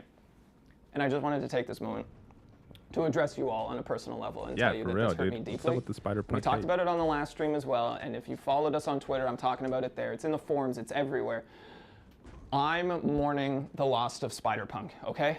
It was just right there in front of us, and then it was just snatched away by popular vote, or whatever that means, and I didn't appreciate using this opportunity to take a jab at my boy Spider-Punk. That being said, there was 109 likes on it, so I kind of laughed at how far from the majority vote I was on this one. But thank you so much, Disc Thrower, for popping that on our Instagram. And we have one final one, a special treat here.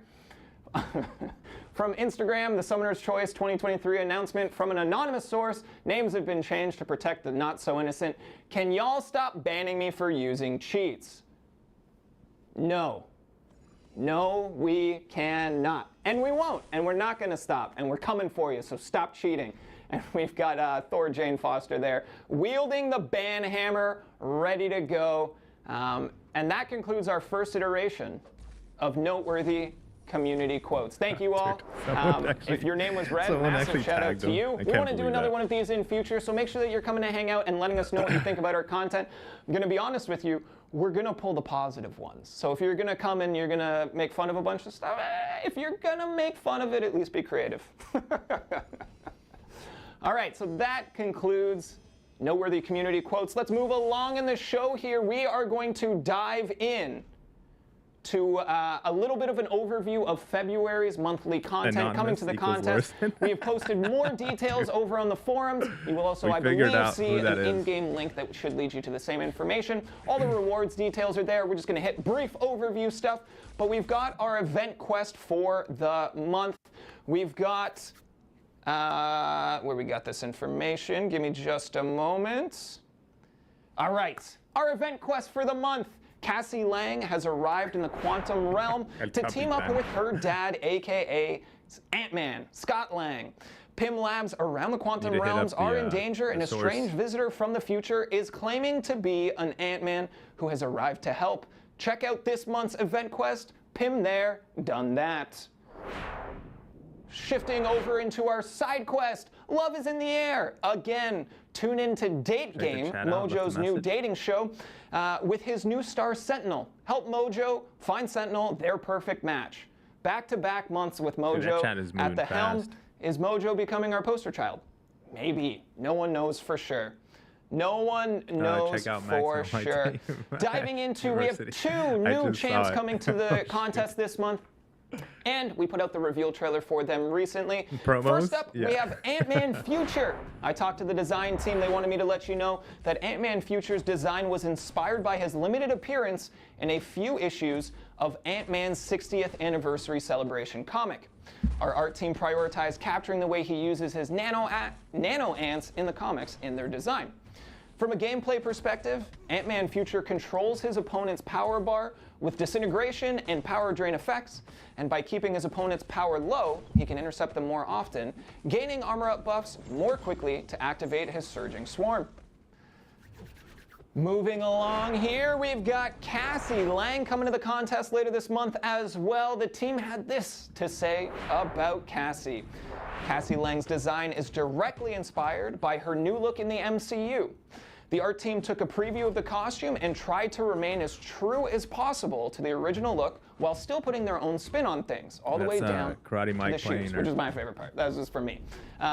Cassie's heavy attack charge allows her to shrink down and avoid incoming attacks for a limited time. And Cassie also has unique power stings that refresh when they get popped, so you'll need to use her taunts to constantly force her opponent to throw special attacks to maintain them, dealing a ton of damage in the process. This is why I like her. And that's what we've got coming to the contest this February. Stay tuned. Check out all the other resources that we have for you on our social media accounts and in the... So really super quick. So I couldn't say this. Now that he announced it, Cassie Lang has better power sting than Spider-Ham. And I was like, that's what they shared with us. It wasn't, I haven't tested it yet, but I was just like, oh freaking gosh, are you kidding me? So that's why I really am digging her, because if she can do better sting damage than the pig, and the pig does amazing sting damage, she's gonna freaking nuke things in Battlegrounds.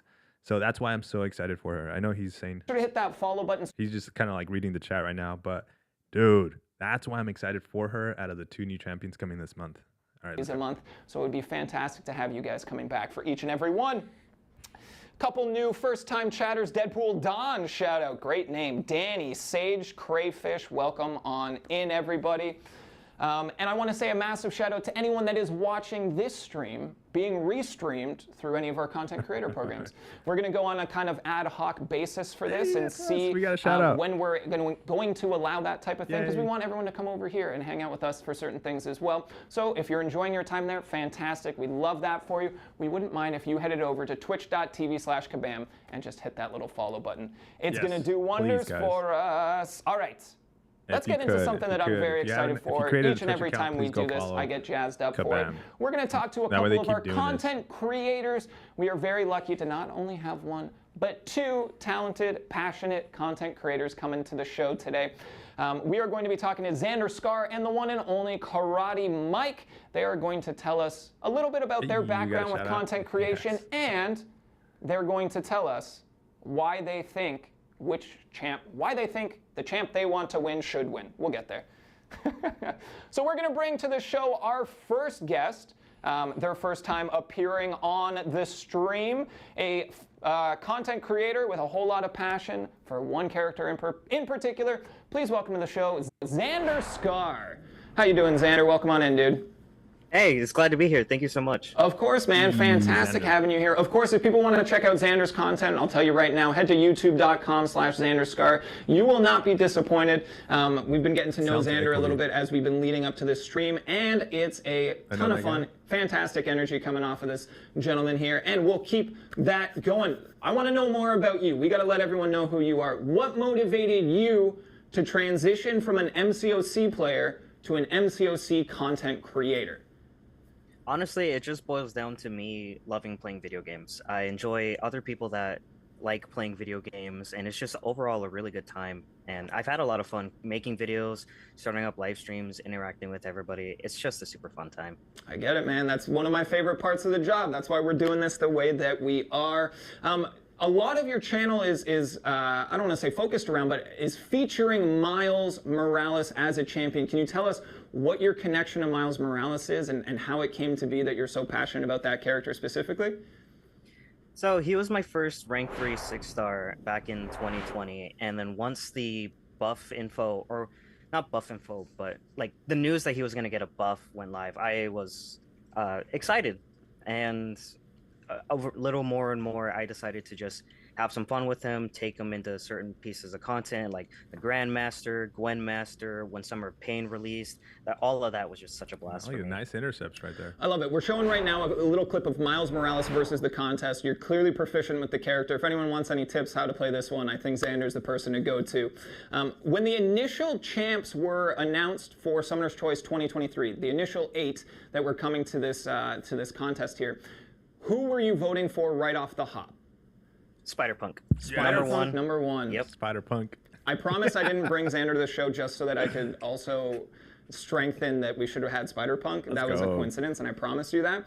Now that you've switched gears and you've converted to a White Tiger fan here, lay it out for us. Why do you think she would be a great addition to the contest? Well, I'm a big fan of Mystic Champions, honestly. So my first 4-star, rank 5 4-star was Scarlet Witch. I had a ton of fun with her. So it's just a really deep connection to back when I first started. I love that. Say White Tiger wins. What do you think is one must-have element in her kit? What is something that needs to be there to satisfy everyone who voted for her? I think so. I didn't know much at the start, so I was talking to Slayer, like, hey, what do you think she should have? And I kind of agree. I think she should have some sort of camouflage, some animal-like senses, and some psychic resistance to her kit. I think those are solid picks. And we'll be talking to our lead RPG designer later in the show. Maybe they're going to share a little bit of insight into that process and in building out a kit and what that looks like. All right, as we kind of start to wind down here, if Tigra is announced the winner in about 45 minutes, sorry, I wrote Tigra in my notes. That's on me. If White Tiger is announced the winner in about 45 minutes time here, what are you going to do to celebrate? Honestly, I'm just going to be over ecstatic. I'm going to be excited that somebody that I voted for wins. I like being able to see the personal investment translate into success in the game. Again, everybody, if you want to check out some more of Xander's content, go to youtube.com/Xander Scar. Xander, thanks so much for popping in to hang out with us here and share a little bit of insight and your passion into White Tiger. Thank you. Thanks, dude. All right, as we go to set up for our second guest here, I wanted to do a little bit of trivia with you all. All right, chat. I have a question for you. Feel free to throw your answers into the chat here. But what am I going to do if she wins?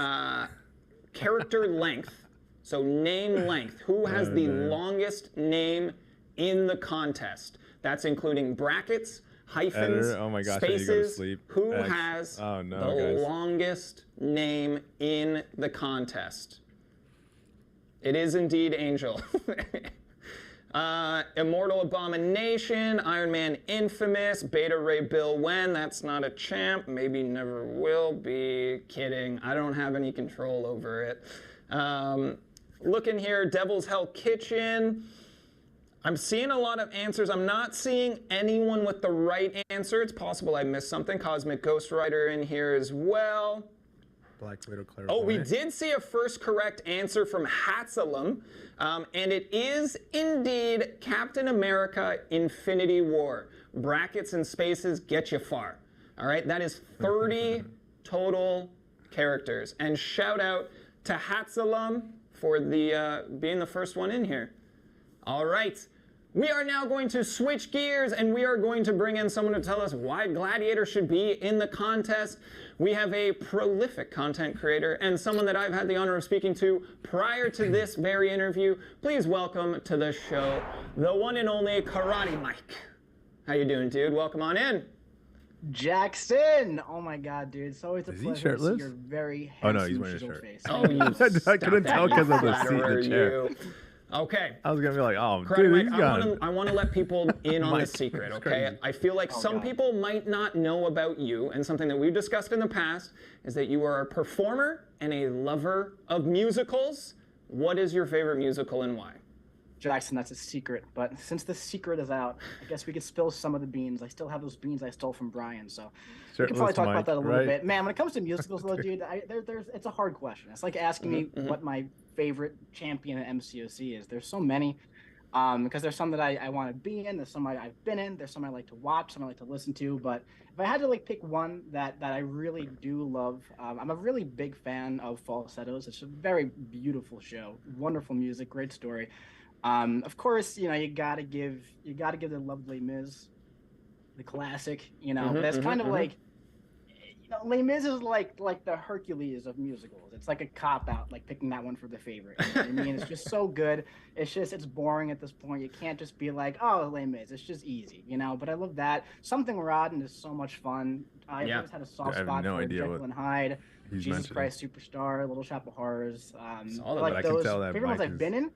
Big fan of Young Frankenstein. I really enjoy that one quite a bit. Beauty and the Beast, actually, better on stage than in the movie. Unpopular opinion, maybe. Yeah. Spelling Bee, that's a good one. But there's so many. There's so many. But those are just some I've always liked quite a bit more than the others. Love it. And we learned today Les Mis, OP. Jackson's Nerf OP. Nerf Same like me. I'm like, you went all Mike is going in to town while on the campaigning for Hercules in the first Summoner's Choice, and we love that energy. We love to see that level of commitment in the community here. What do you think it is about Summoner's Choice that makes it so meaningful to the community? Oh, dude. I mean, Summoner's Choice is just so much fun for the community for so many reasons. You know, there's usually about, like, what, 8 champions or so, something like that. And, you know, at the end of the day, there's usually 1 or 2 that happen to stand out. And that tends to happen. They usually make it towards the end, usually. But, you know, it's always a good time to see people rally behind those champions, even if for some strange reason I can't possibly understand, they rally around Spider-Punk or somebody like that. But it's always fun seeing people take those sides, you know what I mean? And of course, if you're on the winning side, it's always fun to follow the process of seeing the champion, you know, go through the 3 stages of votes, to see the champion go through the design process, the behind the contest videos, all those great things that happen. And then when you finally get your hands on those, you know, those champions, when they finally enter the game, it's so much fun because you've seen that entire process. You voted for them. You're a part of the reason why they enter the game. And then on top of that, you know, adding 24 champions to the game every single year, sooner or later, some of those other champions are going to be added to the contest. So, for example, we just added Zemo, right? And a lot of people were on the Zemo train last year, so I'd imagine that those people who really wanted Zemo, even though, you know, he didn't win, he didn't make it to the final 2 last year, when Zemo got added this year, they were incredibly hyped because that champion they really, really wanted finally made it to the game. So they kind of like plants these seeds of like these champions that will eventually be in the game, hopefully at some point. And then when they're finally added, it just feels so much cooler as opposed to like a random ad, you know, every 2 champions every month.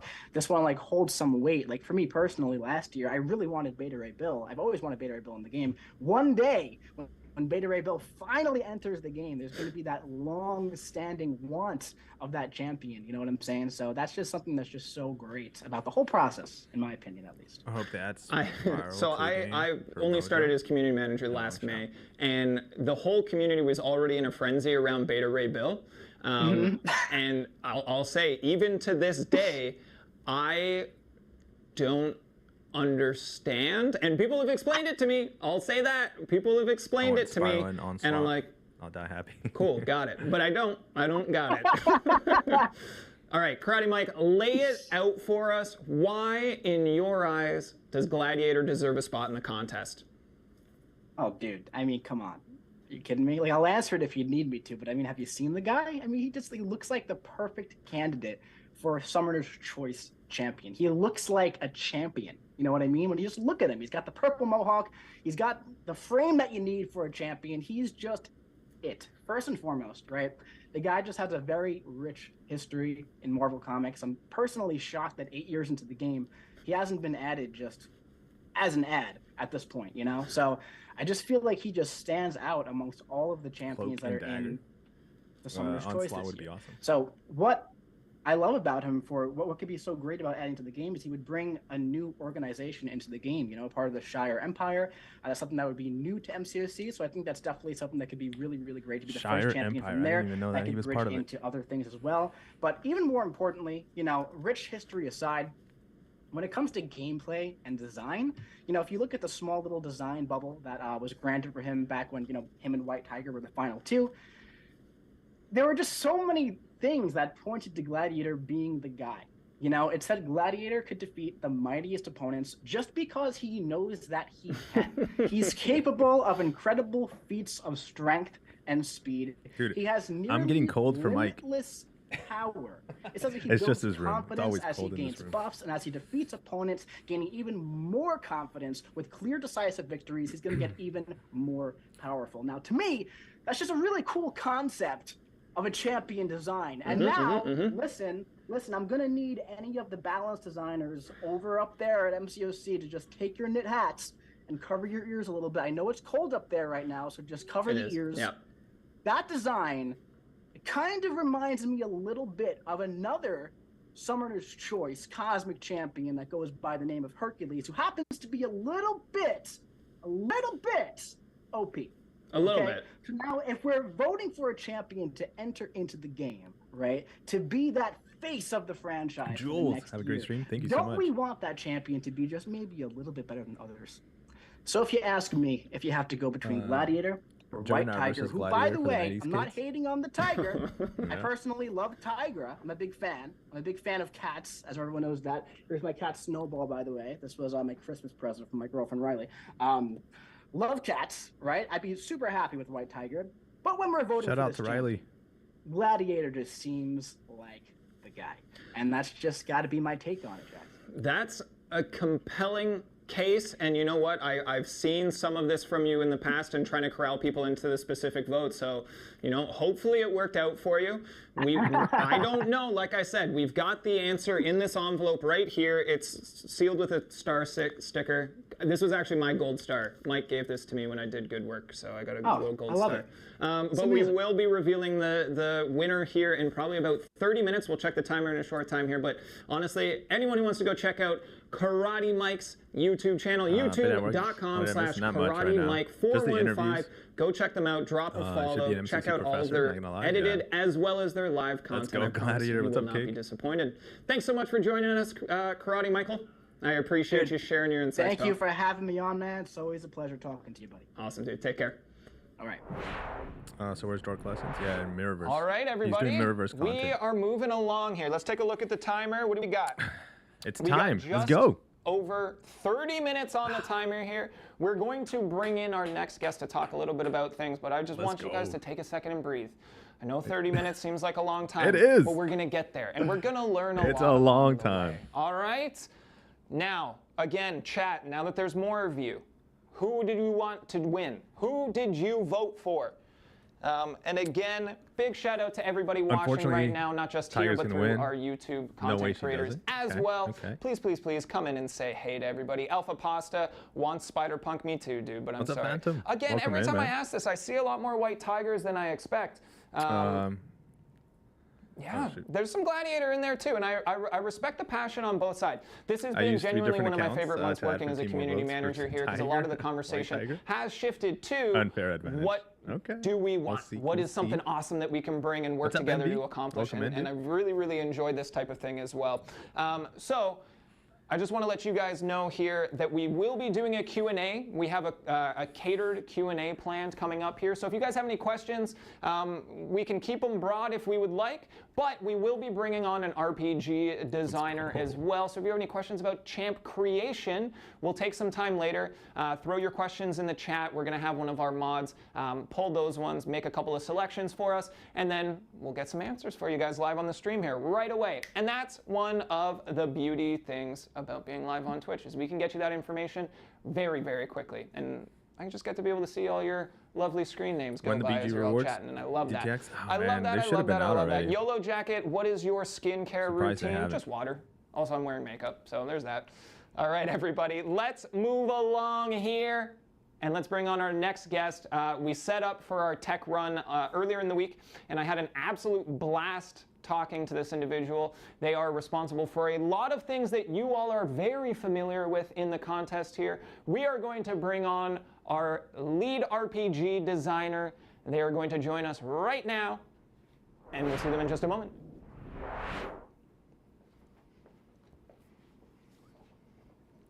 So that background, by the way, guys, that background does look like a male body. Doesn't look like a white tiger. All right, everybody, please say hello to Aiden, our lead RPG designer. How you doing today? Good. How are you? I'm doing very well. I'm excited to be here, excited to chat with you guys. These are always some of my favorite conversations. I love talking to the content creators as well, but you guys have such an insight. MCOC is such a massive beast, and at the same time, as much time as I spend trying to learn it all, there's so much that I'm missing. There's so much that I'm missing. So we have our lead RPG designer here, responsible for a lot of the champions that you play, hopefully some of your favorites. We're going to dive in. We got a lengthy conversation here. We're going to pull some questions from the audience later as well, so you're going to be able to answer some directly to our summoners, and I think that's great. Awesome. Maybe they did that on purpose to throw people off. Right here. Max, How please long no, have you been working at Kabam? Please. And can you give us a little bit of a walkthrough of your journey to this point? Yeah. So I was working here maybe 5 years this coming April. So that's like wow, 4 and 9 months or something like that. Nice. I've been working in games for coming up on a decade now, something like that. And I've always just been, you know, based in the Vancouver area. I made my way to Kabam. There's a game design program here that I took, and then after that, kind of made my way through a couple different companies, design roles. Someone in the chat said Kabam only hires models. RPG designer, champion designer, Kabam. We're going to get a job at Kabam, guys. We're so grateful to have you. We're getting a job at Kabam. Let's back all the way up. Sure. Do you have like an early childhood memory playing games, something that really got its hooks in you and started a passion for gaming? The guy it's taking our money. Yeah, memory's kind of fuzzy because I started playing games kind of so far back in my childhood, it all kind of melts together. But you know, I've got good memories of like Super Mario 64 on the N64, like Twisted Metal on PlayStation 1, like Final Fantasy X on the PS2. Like those are kind of like my early foundational memories. And then like Pokemon Red and Blue, GBA. And then from there, just, you know, games have always been a part of my life. They've been my main hobby, my main passion, and now actually my job. So, you know. And we're so lucky to work in our own passions, right? I just want to take a second here and shout out Kabam Mike in chat. Twisted Metal, best game. It's a hot take. That's a hot take. Live. I think that was live. You asked me that question. That's how long it's been since I thought about that series, yeah. I love it. Okay, so then you started playing young. Like many of us probably did. When did it kind of occur to you, hey, maybe I want to do this as a career, and this is something I really want to lock in and work towards? When is the announcement? Yeah, you know, about 30 minutes, I think he said. Junior high and high school, and there's the various guidance counselors that are asking, you know, teenagers functionally, hey, what do you want to do for the rest of your life? At 15 years old, we should decide. Got it all planned out. It's excellent. Mortal Kombat on that's a pretty daunting question, but for me, it was always, you know, when like you blow games, the disc, tech, computers had always been my passion, and so it's a pretty easy, you know, this is what I love. You've been getting that message for, you know, your whole life. Yeah, you should do what you love. You'll never work a day in your life. That's not quite how it works. But yeah, I kind of just figured from there that I would go into the industry. I did, you know, computer science programming jobs first. That was kind of my in, and then I made my way over to design a couple years later. Cool. So I'm very new to the games industry, though it's something that I tried to pursue for a really long time. It's something that I've been very, very passionate about. And I like to kind of shed a little bit of insight for maybe anyone in a similar situation. Do you have any advice for anyone looking to get into games as a career? Yeah. I can only really speak to design specifically, but you know that's also kind of one of the more nebulous or harder ones to get into. I never played it on the arcades, but definitely on the console. Just to obviously play lots of games. Mm-hmm. But if you're looking to get into the industry, you have to also learn how to not just play them as a player. A skill that I espouse, talk to for anyone who's looking at that dude's jawline. Is, you know, just take notes and think about the games that you play. Write Makes down me want to like, was he the drinking stuff that in you liked, the stuff that you didn't like. I want some. Maybe my jawline gets a little bit more square. I lose about 5 pounds. What makes a Zelda game a Zelda game? What makes a Mario game a Mario game? How do Mario games compare from 20 years ago to now? That kind of thinking doesn't have to be like rigorous. Like don't just feel like a whole journal with all your thoughts and every single game you play. I don't. But just getting in the practice of thinking about them from that a little bit academic perspective will absolutely like set your path and get your brain thinking about, you know, how to make games. And then from there, you know, obviously, you know, it's pretty complicated to break into the industry sometimes. But approaching it from that perspective is definitely like step one for me. That definitely echoes some of the best advice that I was given as I continued my pursuit. In one of the interviews, actually, to start here, they said to be analytical of the company that you're going to interview as well. So if someone came to an interview for MCOC and they wanted to do an RPG design, is it beneficial for them to come in and say, hey, I broke down these last 6 champs that you created and this is what I noticed about them and this is kind of the perspective? Yeah, absolutely, 100%. That's something we actually will look for in interviews sometimes, you know, depending. You don't necessarily have to have like played a ton of MCOC to come and work here. It definitely helps, obviously. But we'll use that as a starting point for the conversation. We'll, you know, depending on what a player's Nintendo and Mario, or I guess an interviewee's most recently played champion is, or their current favorite. That's a springboard for further design conversations and starting to pick their brain about how they approach games and how they work. And that's really kind of the meat and bones of what we like really care about is your design mentality and your ability to craft interesting challenges. So, yeah, absolutely. Let's dive into what they might be familiar with you for. Yes. What are some, like, give us some of your greatest hits and champs that you contributed to MCOC here? Interesting. So, I love all my children equally. And I've made a lot of champions. I'll do like a loose chronology, let me think. So, I made Aiden, who's got a bunch of like stuff around here in the studio. Emma Frost. I did all the Fantastic Four. So that's, you know, Reed, Sue, Human Torch, and Thing. If you ever lost a fight against Thing, I'm sorry, but I'm also not really sorry, but I am sorry. I did Warlock. I did Hit Monkeys, Sorcerer Supreme, Mojo, Vision Arcus. And then most recently, just in the last year, I did Hulkling and Jessica Jones. So, nice. And then like there's like, I think, at least 10 other champions I've done over the years. They kind of all blend together a little bit. That's an impressive resume of champs to contribute to the game. You mentioned Jessica Jones. Yes. Before we dive into like full-on Summoner's Choice, let's focus on some stuff because we got an announcement in about 20-25 minutes here, which is exciting. What we're going to do is I want to know about Jessica Jones. Yeah, I did a lot of throwing times. the kitchen sink. Yes. Where did that come from? That actually came from the art process. Okay, cool. We have a really good collaborative back and forth with the art team, obviously, where we're brainstorming and coming up with the cool stuff that these champions do. And for Jessica specifically, we had this really cool idea of basically throwing random stuff from the SP1. It kind of matched her improvisational street PI kind of vibe. And so we worked with the art team. He came up with the list of props. There's 8 of them, which is a lot by our game standards. And then from there, the design kind of just like came naturally out of it. We had the kitchen sink, and there's that very well-known phrase about everything but the kitchen sink. And so I was doing the design for her, and it was just like, oh, well, this ability basically writes itself. Just do all the things. And then from there, the rest of the kit just worked out cleanly. So yeah. I think it went over really well. Yeah. So, there is kind of this process that a lot of people won't know about where our art team and RPG team work very closely when they're bringing a new contest because they both have a stake in it. They both have responsibilities towards it. Summoner's Choice also now mixes in a marketing team that is a part of it, and the team that I work with as well, trying to bring everyone and create engagement and bring everybody together to pick one. So being involved in the previous iterations of Summoner's Choice, have there been any noteworthy changes or surprises to this year's campaign Let's start from the beginning. How did we pick the initial 8? Mm-hmm. So the approaches differed a little bit year over year. This year was unique. Obviously, we had the underdog kind of pre-vote where we brought back a bunch of popular choices from previous years. So that was just like an initial kind of interesting change here. We wanted to see if those champions who were in votes previously were still interesting to the community. So that was an initial change.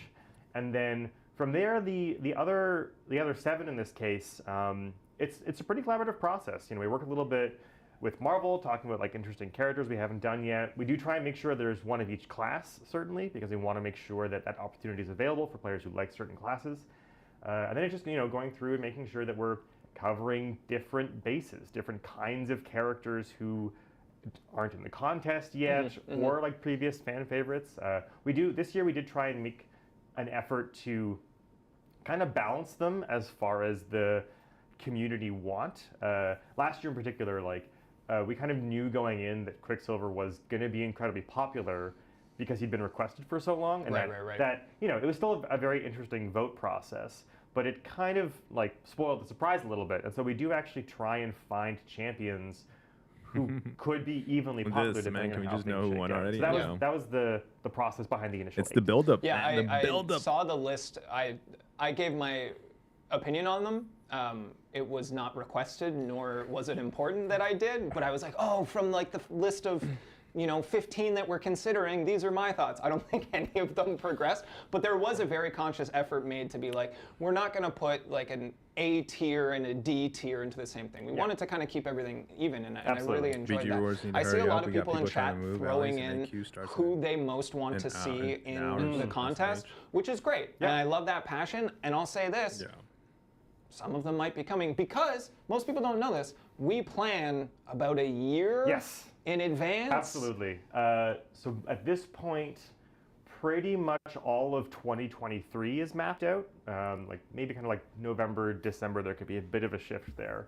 But it's all mapped. And then we're starting the process for planning out 2024, which is in and of itself a big complicated thing. Again, going back with Marvel, thinking about classes, thinking about important narrative events we want to have over the year. So that's the process starts over a year ahead of time. My leg fell asleep, guys. Yeah, and you know, things change along the way. And sometimes that's inevitable and that happens, but for the most part, like, you guys are planning so far in advance, and it's encouraging to see. I see the occasional post in the forums, which, hey, come hang out in the forums, where people are like, game's dying. And I'm like, I don't think that it is, you guys. Like, we've got stuff planned for over a year now. And we're planning all the way into 2024. So good news, you guys. You don't have to worry about that. Game is not dead, confirmed. All right, let's circle back a little bit more to Summoner's Choice here. Rip leg. It seems like to me, in a lot of the conversation I'm seeing around Summoner's Choice, people seem to be voting, even from when the original 8 were there, they're voting for who they think will be the strongest champion. And I pinned it right away that I think that that's a wrong approach. Because, so tell me here, what's the added responsibility to creating a Summoner's Choice champion versus just your average February champion? Sure. Well, I think that the thing I kind of want to kick off with is that we don't really set out to make champions more or less fun, Can we talk or about more or less 3.0? That would be nice. boring than other champions. Sorry, We approach them all really evenly. These are all characters that are important to someone. To be honest, this game they might all last have another interesting 5 years. lore and backstory, and so we, you know, I said earlier, I love all my children equally. That's kind of an opinion that's shared amongst the team. We want to do really good by these really, really iconic and cool Marvel characters.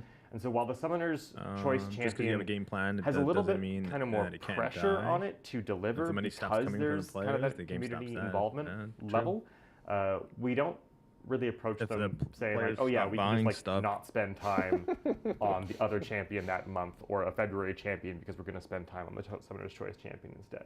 And you know, that kind of like rings all the way true. Like, you know, we really don't want any of our champions to wind up being boring or underwhelming or like not well received. We want to set out to make kind of every champion interesting to at least someone. Yeah, absolutely. So to me, as I saw that kind of conversation, I was like, it's going to be good no matter what. Like if you vote for any, I want to pick this one because they're going to be best. And it's like, we're going to make them good, you guys. Don't worry about it. You mentioned your team. Yes. Now, RPG is a big responsibility. We're putting out multiple champions each month. It's very, very important to the people that they're, like you said, properly represented. They feel fun to play, all these types of things. Walk me through your team a little bit. How many people are there? What does that responsibility share look like? So there are 10 designers on the RPG team in total, and then we have a handful also balance designers. And they're the balance design is also part of the RPG team, but their responsibilities are almost 10 minutes so left. 13 people in total. No, let's go. Yo, what's up, dude? We spend most of our time just working on the stuff that gets into the game. And so, there's the 2 champions every month. We got people working on new relics right now as well. 10 minutes? We do the bosses for each new story chapter. The designs for those fights are driven by the RPG team. We help out the quest for the encounter design team a lot. We'll build them new buff nodes and effects for players to interact with. We do lots of meetings as far as champion roadmap planning, different kind of abilities we want to see in the contest. We work with the gameplay engineering team to come up with new gameplay mechanics to add. Work with marketing, work with community. We cover a lot of bases on the team. Yeah, I mean, it's a massive responsibility. Like we said, so much of this game is focused around the champions. It's what people want. It's what's drawing people to continue to try to progress. It focuses in on every single fight. It has a hand in every area of the game. So it's a massive responsibility. We are going to just take a quick look at the clock here, and we got about 15 minutes before the grand reveal here. We mounted this, it's not actually helping, but it's fine. I can see it. That's good, that's important, that's what we need. Before we kind of continue this train here, and again, I want to get into some community questions. We've gotten a few that's been flipped to us already, so keep them coming, and we'll pick through for some of the best ones here. I have to ask you though, is Summoner's Choice 2023 rigged? No, it is not rigged. Okay. If we wanted to put a champion that we liked in the contest, we would just do it. We do that 22 times a year anyways. Yeah, we have that that power. We run the whole pipeline, and so if there's a champion that we want, we would just do it. Yeah. It's interesting, and it kind of harkens back to a lot of my job. When you engage with any particular portion of the community, you may think you're talking to a lot, but there are so many people that play this game, you're not talking to a good representation of it, right? So I've seen that is a conversation that I've seen a lot of, that it's rigged, they rigged it. And it's like, we would just pick that one if we wanted them to win. But it is important to kind of remember that there are so many people that you can never really accommodate for how hundreds of thousands of people are going to behave. So when you're like, everyone I know voted for blank, there's hundreds of thousands of people that voted on the other side, you know what I mean? The other thing about that is that you just proved by talking Choice vote is a really cool opportunity for us. Yeah. Because we do pick the other 22, 23 champions in a given year. This is the best opportunity for us to get that community input. So if this is our chance to do that and go through the process of setting up the voting system and all that, we want to leverage that. It's a unique opportunity for us that only happens once a year. Yeah, okay. Let's dive into your creative process on approach here, because you guys basically pitched the general broad spectrum approach to each of these champions, right? So we have 2 left. We've got Team Gladiator and Team White Tiger here. Don't feel that you have to put a face on for this. Okay. Who do you want to see come to the contest as a winner of Summoner's Choice 2023? I would prefer to see White Tiger. Okay. What? Gladiator won. Is that from a design perspective of what you want to bring to a character, or even from a gameplay perspective? We talked about it a little bit. That we get the misconception that we don't play our own game. Oh God, we play it a lot. We play it all the time, and we talked briefly that it's very comical that you've designed all these champs, and yet some of them aren't even on your roster. Oh yeah. We play it, and we have to earn what we get. Yeah, and there's a very special hell about fighting your own champion and losing. It's like I made you. I know how you work. I'm still losing. This is frustrating to me. Who did this? I did this. I made so many wrong choices. I think they were right choices. I'm just mad at myself. I like that. Yeah. Cool. Let's dive into some questions that we've been flipped here from the community. Who do we have going on here? Max, who'd you vote for? Looks like we've got a question from Parker Beaver. How do you ensure a champion is balanced and not too strong or too weak as you add them to the contest? The Latino one? So that is a complicated question, wins, 100%. and it's not even something that's entirely within my discipline, because as I mentioned, we do have our balance designers as well. We approach it in a few different ways, but the most important thing is goals. When we are designing champions, we come up with actually like a quite elaborate, like kind of almost multi-page list of things we want to accomplish with that champion. And that can be stuff like particular other champions in the contest we want them to be good against or bad against, certain like paths and nodes on the various maps. Like, you know, when we're talking about the Alliance versus Alliance seasons and the changes that are happening there, we'll notice, oh, you know, a particular lane has had a lot of the same attackers for a very, very long time. Let's think about mixing that up for players, providing a new defensive threat for them to use. And then we'll also talk a lot about lore and like gameplay feel. So a good example is sort of like the Hawkeye rework with his perfect release mechanic. Who's winning? That didn't come from a game meta perspective. That came from the idea of I want 12 minutes players to feel like I didn't do the rework. This is a teammate of mine. It came from that idea of wanting to feel like that accurate, skilled archer. And so we have a very, very, very long list of goals that we do for every single champion, and that's what a lot of the design process is. And then obviously, you know, we do the design, we build the champion, we do the play testing. And then the way that the ensuring of balance comes is just at various points during that process. When we're looking at the original goals, we might say, does this champion target too many things? Are they not targeting enough things? I now know that White Tiger wins. A minimum amount of like utility abilities to feel useful? Are we worried that they have access to too many different sources of damage that'll make it difficult to tune their damage down the line because they'll be, you know, really, really spiky, where they'll have to be like low all the time and then high later. So it's very much a we look at the goals when we're doing play testing. We keep an eye out for complicated play patterns we might miss or things that are worrying. A perfect example of that is Tigra. Her ability to dodge under projectiles is a very, very, very powerful and unique ability that contributes to her power budget, and therefore she would have to pay a cost of that power budget somewhere else. And then obviously we get to the final stages after the playtesting is done and we're wrapping up the champion. Our balance designers really, really get in there. They test them in all kinds of different like paths and content and scenarios and gameplay styles to really try and push these champions to their absolute limit. And then we try and get them to conform to their original goals. We have some like damage numbers we try and make sure champions land in. That's where our champion attributes system comes in, where we have an idea of kind of a points budget for certain champions. So it's very much just like across the whole process, balance is important to us. Yeah, I mean, it sounds like a massive process, and that even still is only a snapshot of it, and it's already so intricate. Yeah. So like, kudos to you and the whole team here. Let's dive into a next question here. Kylak in chat asked, when picking a champion's utility or resistances, do we factor in the comic history side of things? By and large, how long are they going to talk? Yes. It's roughly, they've been talking about an hour. Affordances for the fact that this is supposed to be. They have a timer set up on the iPad on the desk, and that time when that timer goes off, they're going to announce. In the comics, they're going to open an envelope actually, and then announce the actual winner. Should be immune to bullets. So we do have to make concessions in that way to ensure that we are still creating an interesting fighting game. But the comics absolutely also matter to us in that way. Oh my gosh, 1 hour, yeah. When coming up with resistances or immunities or effects that champions will interact with. Imagine the build-up and then you're just like a character being let go. You're like particularly resilient, or a well-known comics fight they had where they beat Iceman. Final Fantasy references, they might, be resistant to cold or something like that. Or in the case of Sasquatch, he's just a furry man beast, and so he gets to resist cold for that reason. The best. Yeah. So that's absolutely a lore thing, and then we will occasionally.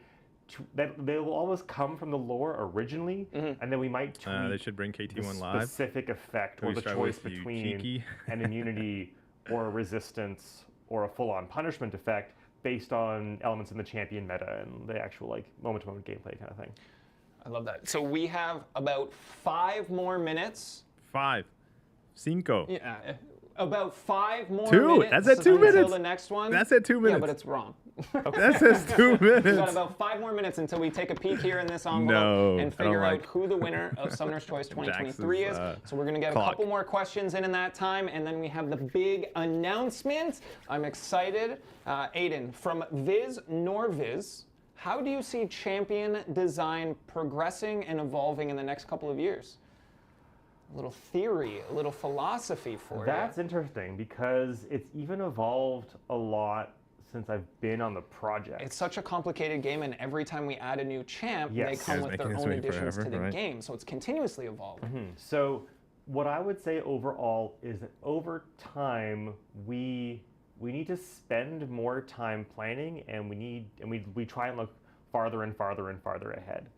And so when I first started on the project, I would say the champion design was a little bit more so in the reactive category of things, where we would take a look at the champion meta as it existed at the time we were doing the design, and then react to everybody waiting to go to bed. Characters 5 more minutes. Were bleed immune because Blade is super popular.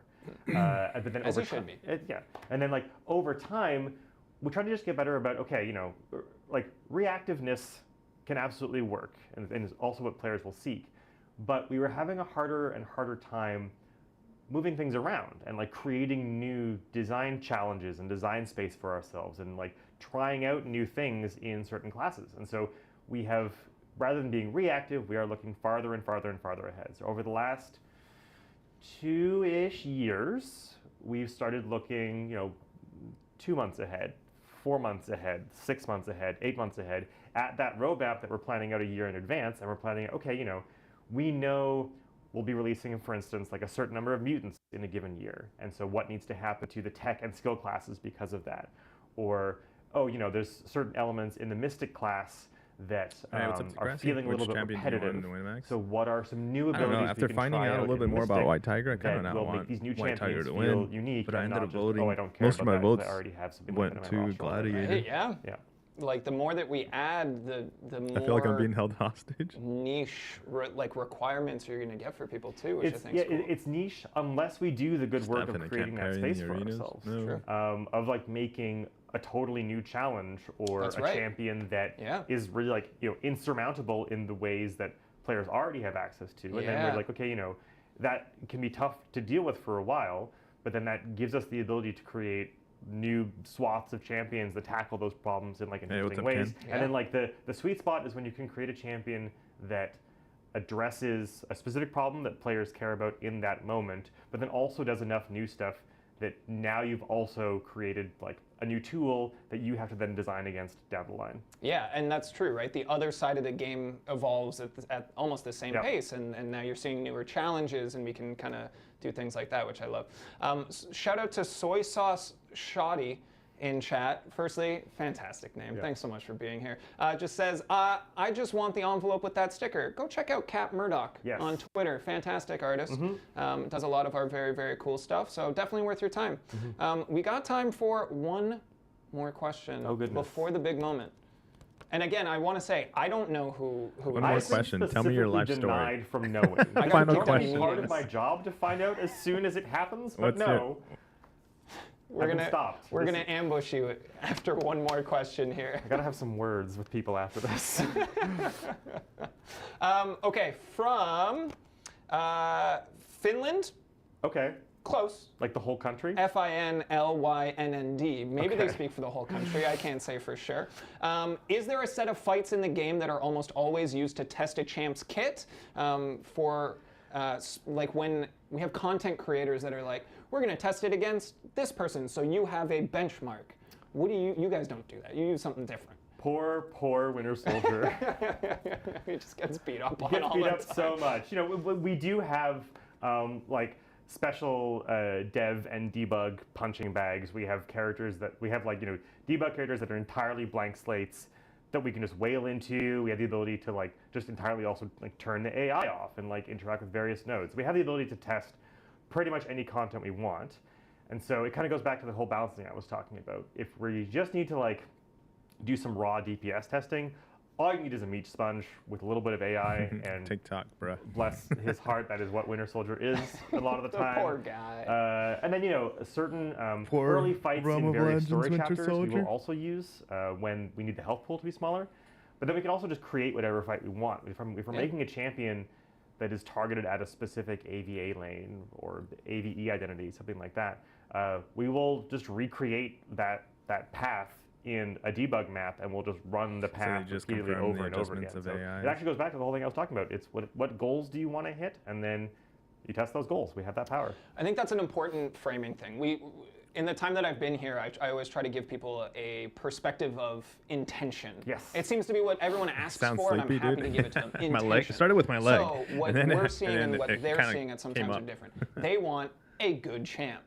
But we set our own intention. We set our own goals, trying to create a champ and say we want them to That was the thrive final in question, guys. That was the this final environment, question. So right? he answered the I think question. that is an important distinction to make. And there is one last thing on that note is that one last overlap thing is important. Like, we know that when we set good goals, when we are able to correctly identify what is valuable, what feels good, what is fun to play as, then in meeting those goals, we also make something that is good when received by players.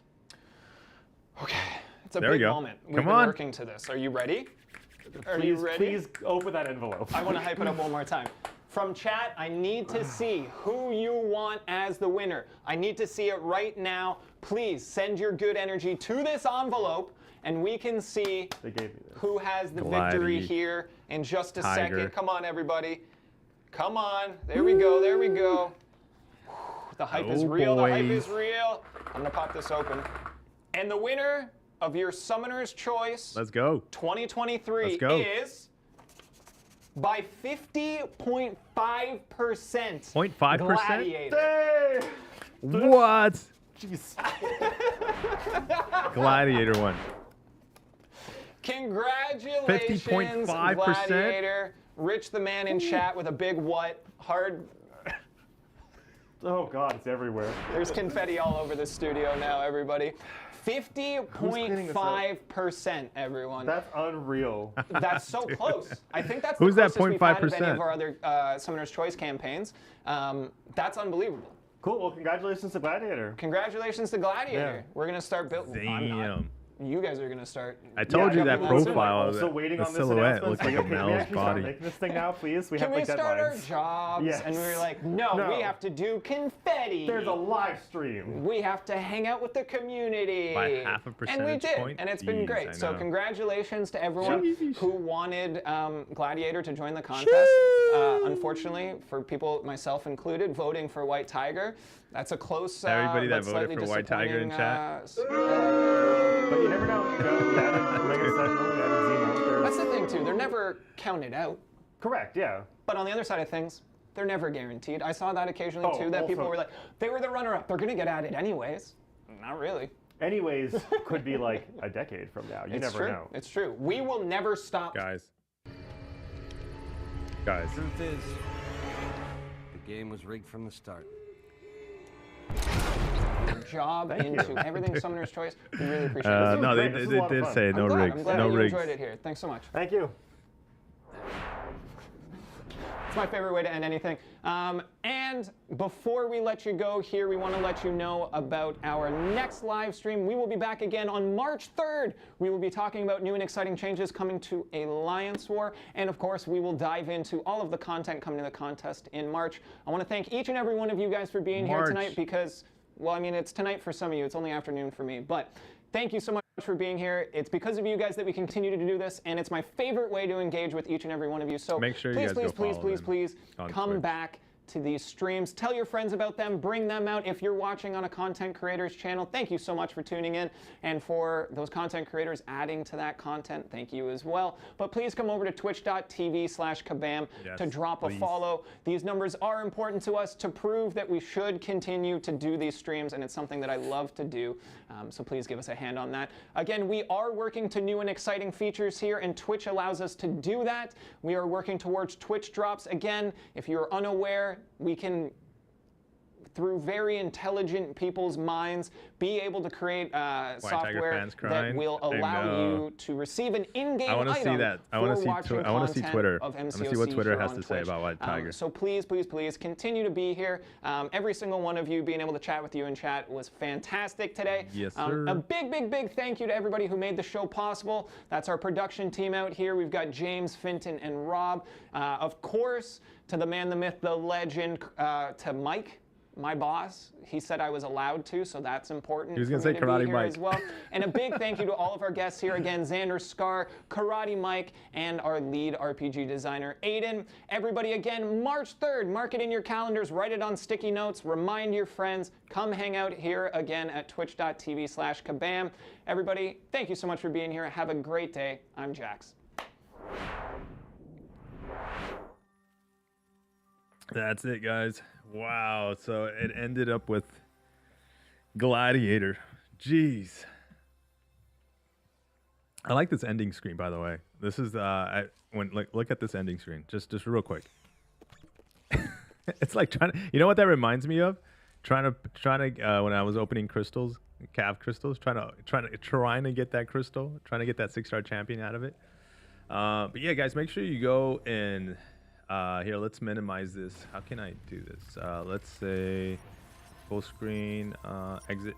Okay, so make sure you go on Twitch, Kabam, Marble Contest of Champions. They have a couple of channels, I think, or maybe they broadcast all 3 channels on their main channel. Make sure you go over there. You know, they gave us the green light to do this. We'll be doing this in the future. I don't know, but this was a big moment as it was a announcement of Summoner's Choice for 2023. So we're going to be looking forward to what they're going to develop and what they're going to make. So let me bring this off screen now, though. Here we are. Take that off. Man, guys, so what do you guys think? Did you see my comment on Twitch? Oh, I think no, I did not. That chat was moving fast. They had like almost at one point, I think 1,000 people in the chat. Gladiator number 2 in prestige in game. Oh, it's coming. For sure it's coming. Let me run real quick and do something real quick, and I'll be right back.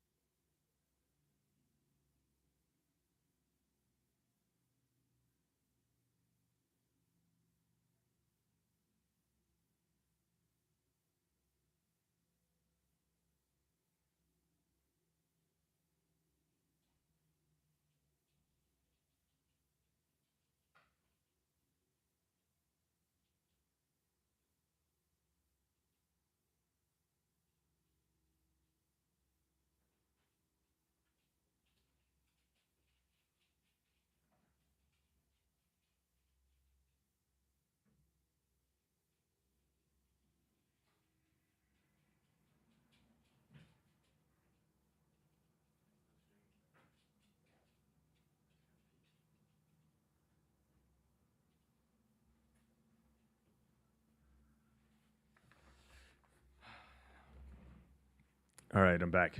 Dude, guys, I had to go to the restroom so bad. TMI, though, but oh my gosh. All right, so let's talk, dude. What do we think of freaking Gladiator winning the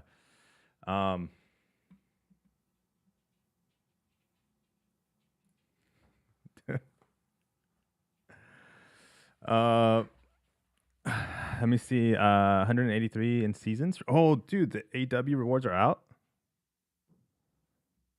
No way. Let's take a look. Let me reset the game. Let's go in there and see. Let's go see. Place 511. All right, let's go check. Let's go take a look real quick. And let's load up the game. Let the cosmic force be with you, Daniel. Did Glad win? Yes, sir. BG rewards are in. All right, let's take a look at that too as well. I don't care if it's rigged or not. However, it cracked me up that he said the envelope was sealed, but it kept opening, coming open. Yeah, they probably gave it to him, like, you know, sealed and stuff. Hercules has been replaced. All right, rewards are in, guys. Oh my gosh. Okay, so there's so much news. I think they did a perfect touch. They dropped the rewards at the same time that the stream ended, and now we can go ahead and see what we got or what we placed. Dude, I hope we individually placed fairly good, and I hope the Alliance here at Relax placed as well really good. So let's take a look. Let's go and take a look real quick at the rewards now as we come in. What did you guys place in chat? Let me know. Battlegrounds Alliance event. Wow, 59. All right, that's still fairly good. We ended up 59 with what is this? 22,000 fragments, 18,000 fragments, and 10,000 tokens. I think 10,000 tokens is the same across the board. I think the only thing that changes is this. That's a big drop, actually. That's a huge drop. That's a big difference. That is our Alliance rank rewards. I don't see the Alliance rewards. Lorson, did you get solos but not Alliance? Or did you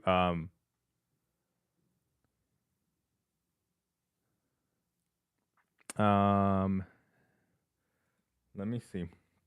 Can we see it? Hold on. Can we see it through solo finished?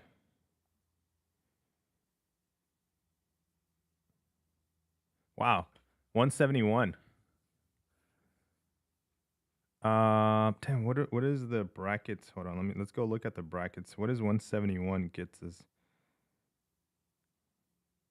So, dude, that's not bad. I'll take 171. Actually, 171 for not really putting in that many points or really trying. I got season solos, solo only for me. I also got solos, only solo rewards. Okay, so the Alliance are not coming in for a lot of people. I'm assuming, interesting. 1 second.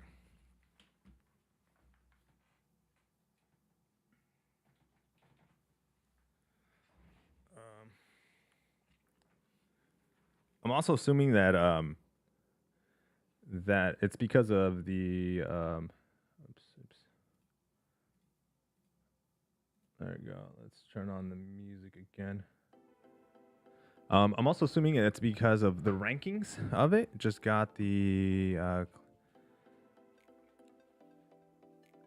Alliance. We had 11 to 20%. So who won? Ernie, Gladiator. I still haven't gotten the rewards yet. Okay. Yep, Gladiator won. Whew. Let's. Does that pin? There we go. For now.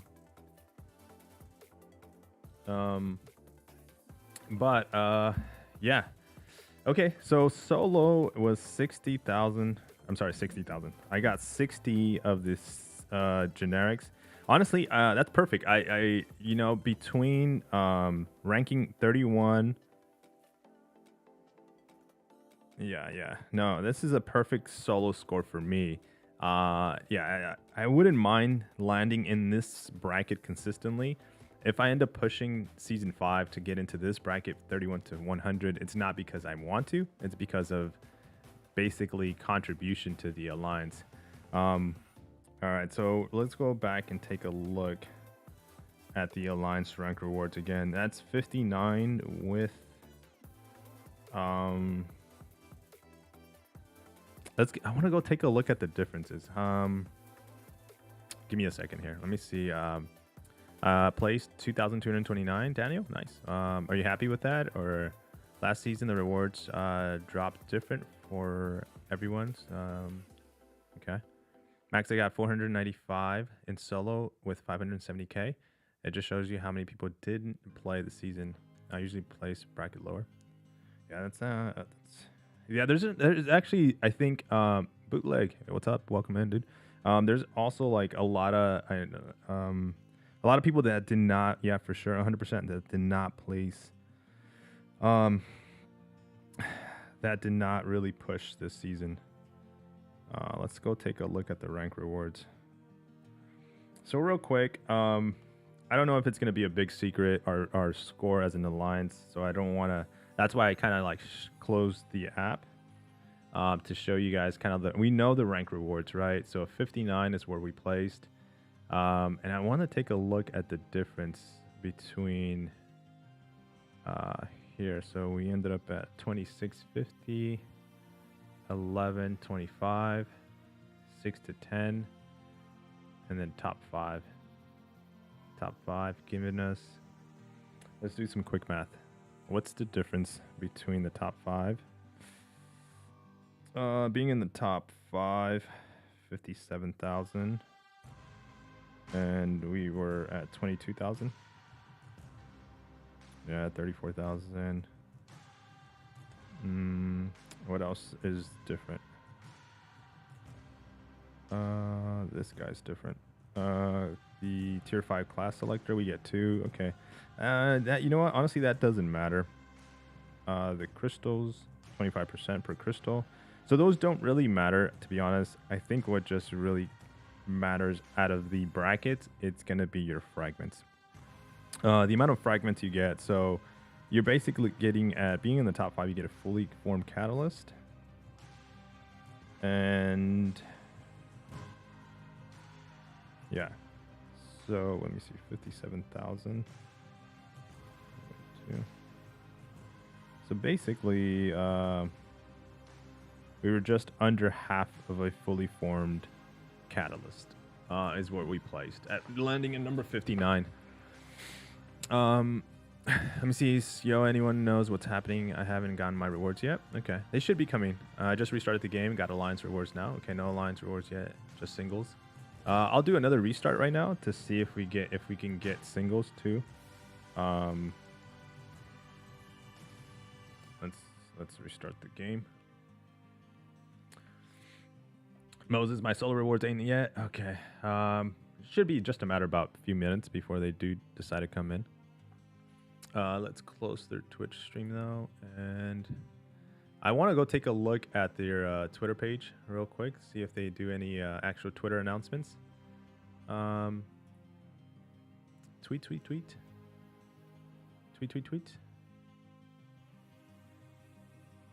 And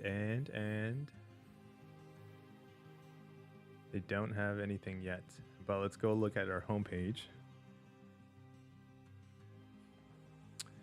Summoner's Choice revealed is happening soon. Tune up. Okay, that's Karate Mike. All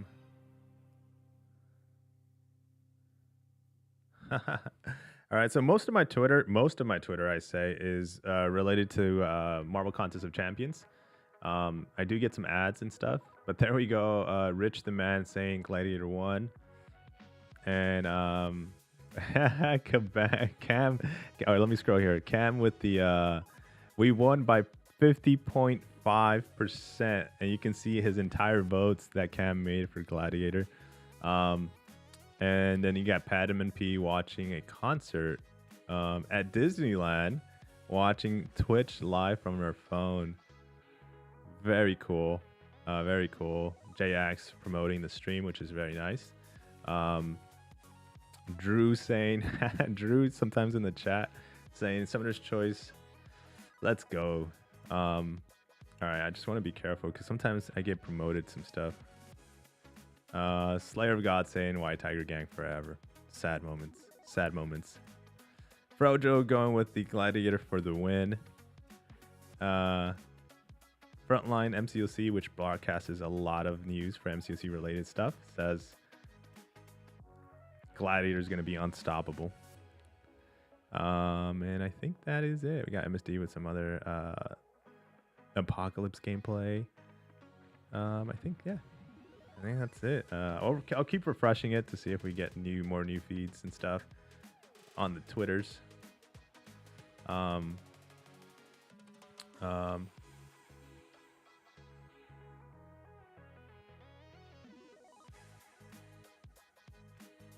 I'm trying to see. I think that is it. Yeah. I think that's it for the so far for Twitter.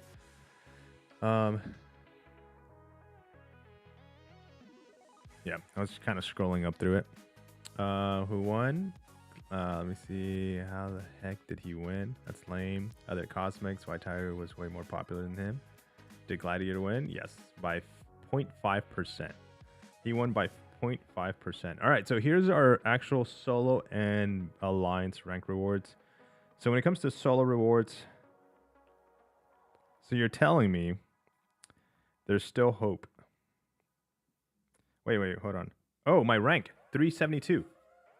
372? Damn, I dropped a whole lot.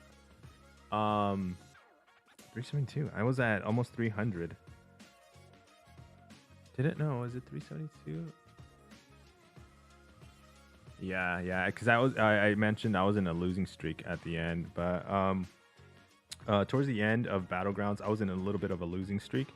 So here's the alliance. Wait, hold on. Here's the alliance rank rewards. Here's my solo rank rewards. Ranking in at 372. I think, man, I kind of want to improve this, guys. I want to improve this a lot more. I want to get into Celestial 5 and 6. So what does that mean for Battlegrounds? That means that I need to get better. I'm impressed. I did 182, John. Nice, dude. Heck yeah, man. That's what we're trying to get to. When we're trying to get into like those top brackets. But what do we need to do, man? We're just gonna, you know what we need to do? I hate to say it, but we're gonna have to get better at like those OP champions that are so hard to understand. Tiger being one of them. I'm just gonna have to do it. I've been practicing my Ghost gameplay. Ghost gameplay has gotten better. I gotta say, it's not perfect. It's not the best, but it's gotten better. Mysterium 1, yeah. I think that's where I landed. Damn, dude. Nice, yeah. I'm happy with this, dude. I'm very, very excited with this. We get 1,000 6-star shards. But what makes it very exciting, it's these tier 2 alloys. There's no tier 1s? There's no tier 1s. Oh, shoot. All right. Let's go and take a look if we need anything else in the tier 2 alloyed category. Let's see. Filter. Tier 2s.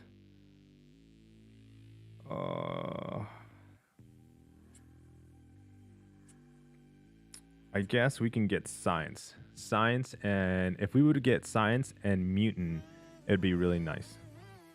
We need to get good. I know, Marcin. Dude, we need to get better, guys. We need to get better at freaking. You know what? A lot of it is the. I do play fairly good, but I need to play fairly good. Not even very good. I just need to play fairly good for an entire 2 minutes. That's all. And for the most part, or like an entire minute. For the most part, I play fairly good for like 45 seconds. And then I just smash. I just like completely kill myself when it comes to the Battlegrounds in the final 10 seconds of the match ending. Just that little bit, just that little final finale is where I need to get it better. I make a lot of mistakes. I was 5,584 and I still have to use some 5 stars for utility. That's freaking good.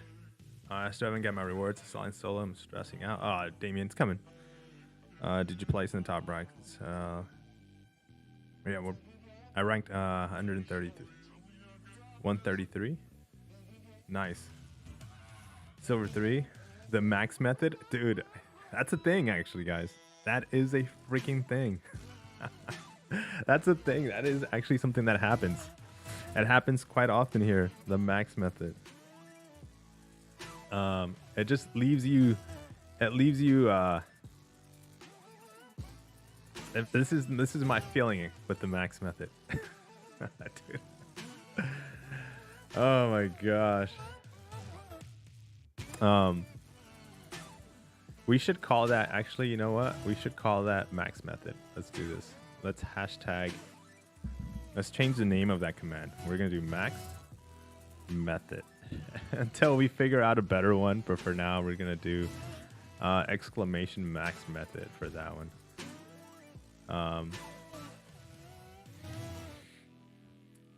Let's see. I hardly played this season. I worked on 8.1 exploration. I got wrecked so much this season. Yeah, dude. So much happened. I mean, overall, I'm happy. I'm happy with the rewards, the individual rewards, the alliance rewards too. As we, you know, Relax didn't really push this season. They kind of like, we had a like, I'd say we had a very, very low minimum, like incredibly low minimum. And as you can see, that's why we ranked what we ranked. What was it, 50 something? We ranked 55, 59.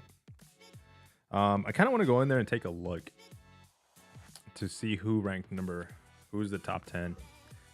You guys want to go take a look? Let's go take a look. Let's see, 1 second.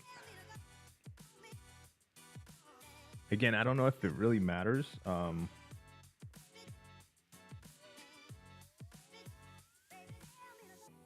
So NY took number 1.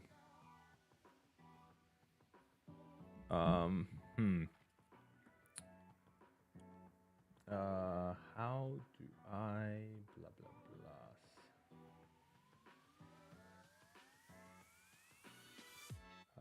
blah? How can I add an image? Yes. Okay. And that's the thumbnail, guys. That's the thumbnail. Oh, you know what? I just added this image to the wrong slide. Let's do this real quick here. I think so. So we can see it there. I don't know if it's going to show up.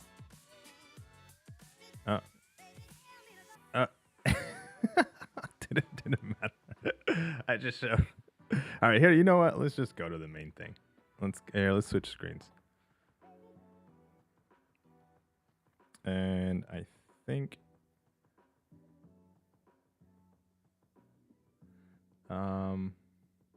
is Vega joining Relax? I don't know. I hardly play this season. Let me see. Who's in the top 5? So it looks like NY is in the top 5. TCN was number 2. Chaos. KO, which is Legends, are made. That is Kurt, which you've seen him play quite a lot on live streams. Let me see if I can do this again. Hold on. Let's try this. Again, I don't know if this matters, but just in case if it does, let's do this like this. We're gonna cover my face. I don't know. Again, I don't know if it matters much, but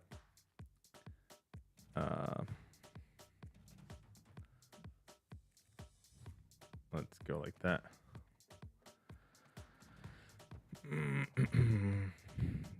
Do's.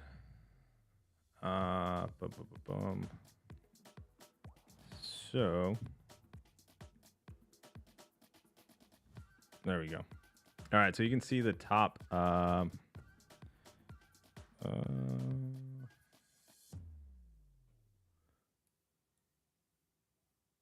we go.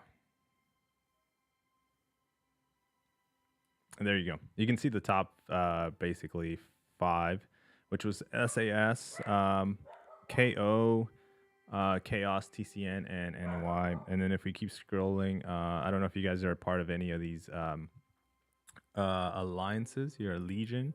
You got Salty, number 7. PBT at number 8. New Nation at number 9.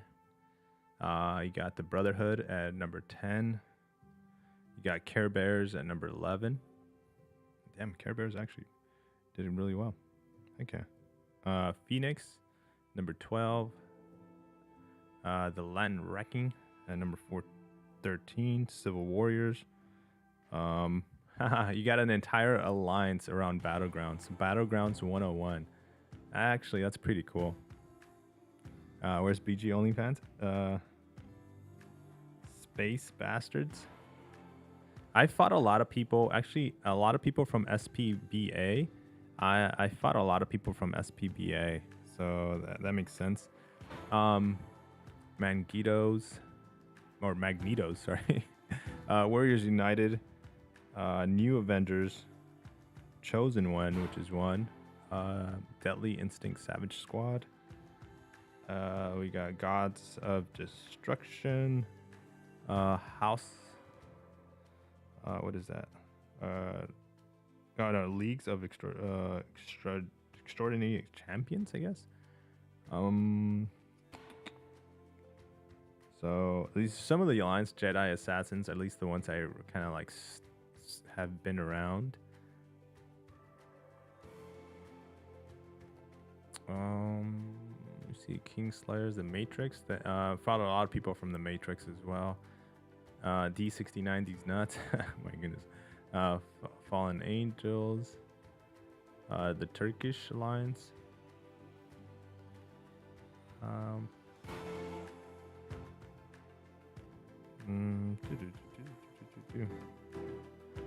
Then we got 4 Loki. Old Drivers. Jugs. Okay. My goodness. Yeah, like I said, our minimums were really, really, really low. So, where's the BG OnlyFans, dude? I don't think they were in the top. They were not near our actual score. Let's close that out and let's put that in there.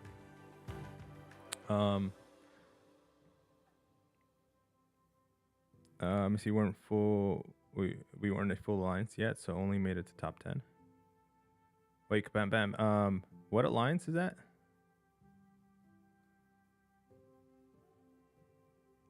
Are you on the what's it called? The BG's Onlys Alliance?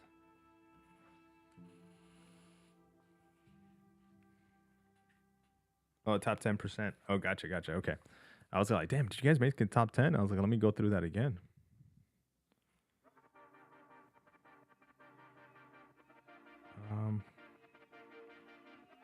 Was I getting a revive here? Okay, there's one in there, and then there's an energy there. Okay, let's actually get that energy first. There we go. Let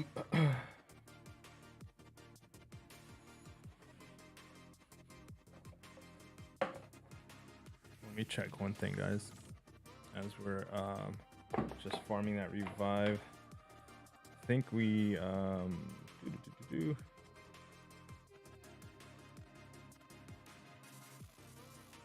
I think we also, oh my gosh, as we're farming that revive or that energy refill right now.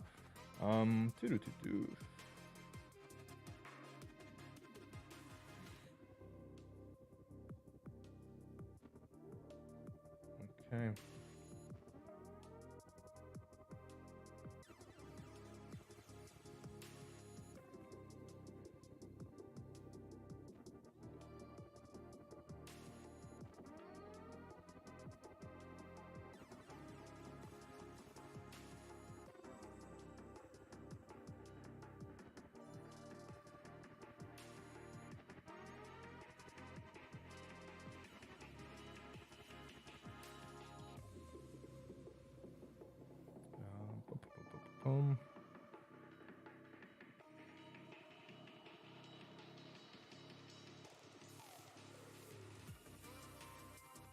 Okay.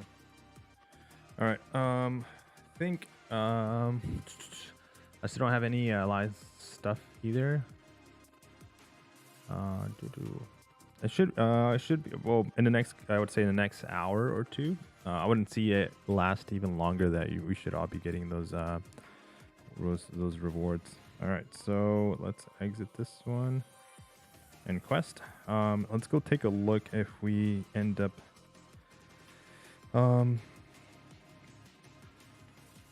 Okay, we still need some event quest completion to get done. And what else do we need? Inventory. So let's figure this out. So we ended up with 22,000 fragments. We're gonna end up at 33,000. So that basically forms us and 33. So we're still gonna be shy 22,000 fragments. Man, okay, so let's start buying actually Battlegrounds. We're actually gonna need to buy. We're gonna need to buy some of these from Battlegrounds, and then also from the loyalty store. We're gonna have to buy these two right here,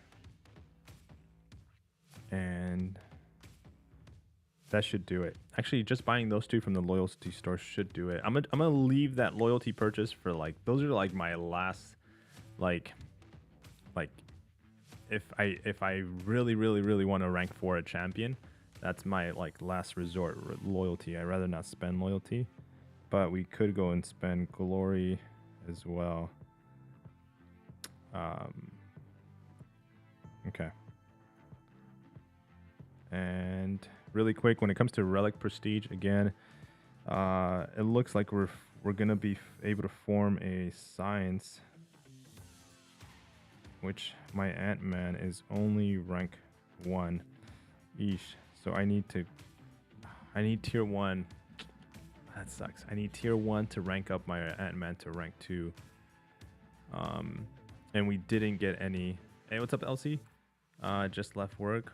Hope all is well. Happy Fridays. Yes. I wanted Tiger. Yeah. Sad crying face. I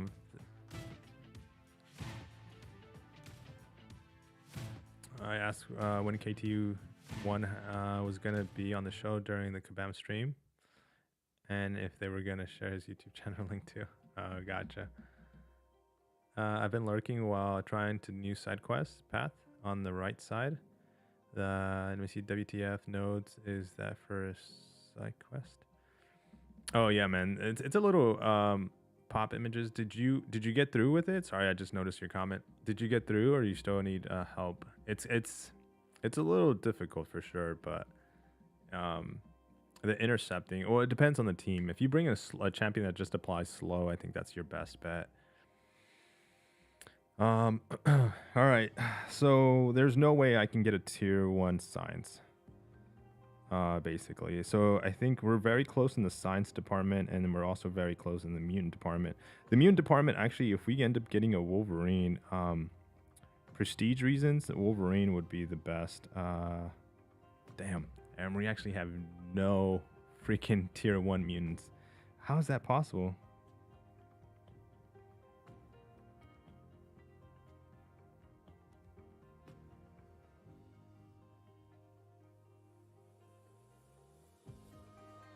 Damn, that's crazy.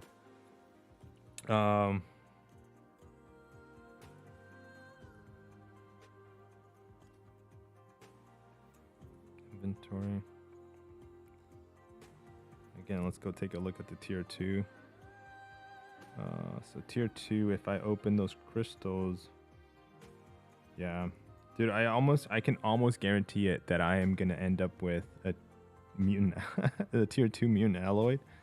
I would rather prefer it to be a science.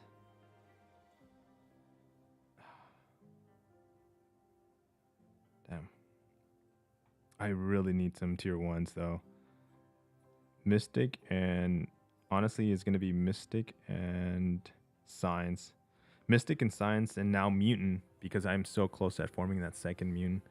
I just got through with Shang-Chi, but I had to restart several times with the right counters. Okay, yeah. Oh, you guys. Masteries. Oh yeah, I got the mastery points ready to go. Okay, notifications and all right. So I'm also in Incursion, so we need to get that done too.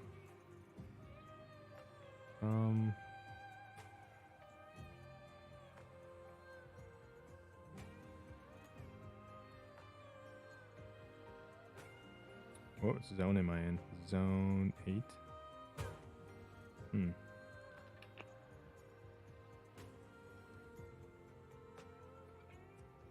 Let's go here.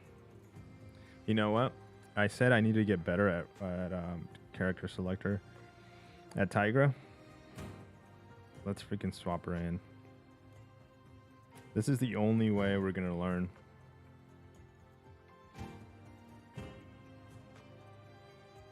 Plus, she synergizes with Kitty, so. What actual synergy? Actually, speaking of synergies, does she get a synergy for Kitty? No. All right, let's just.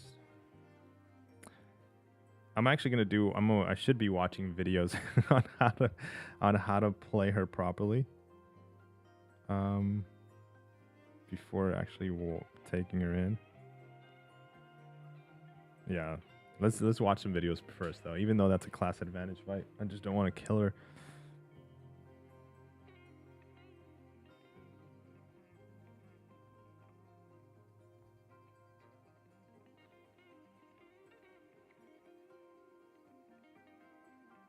There we go.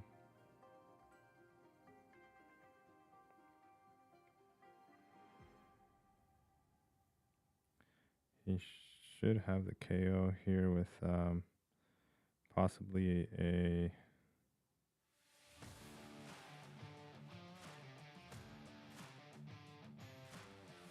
There we go. Dude, easy. Still no alliance rewards. That mechanic is broken. See, I bet your skills, you will pick her up easy. Yeah, no, I think for sure we're gonna improve. We're gonna dust those things off and go with the mediums. I don't think I picked up any healing for Herc there. Okay, so the defender starts with the fight with an infinite promise, increasing special attack damage. The defender gains 25% attack for each debuff on them. Whenever the defender fills a bar of power, they raise the attack armor, critical rating, blah, blah, blah. At the start of the fight, every 20 seconds, the defender triggers a arc overload, getting armor up, increasing blah, blah, blah. All right. Tigra. Tigra. It's the Guga barbecue music. Is that what they play? I don't know. Let's see if she can.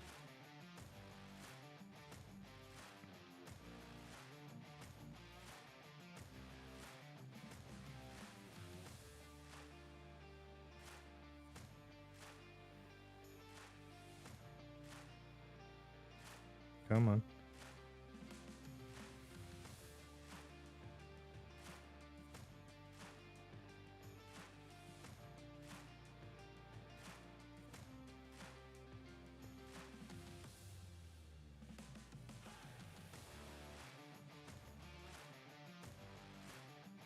No, I should have more ruptures. Damn, I should have parry heavy there when she was.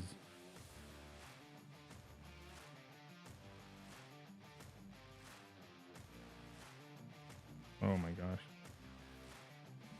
Oh. She's got. Oh, that was the KO there. Oh, that felt good. Even though, what's up, Bobby? Even though that's probably not the best way to do it, but that was really nice.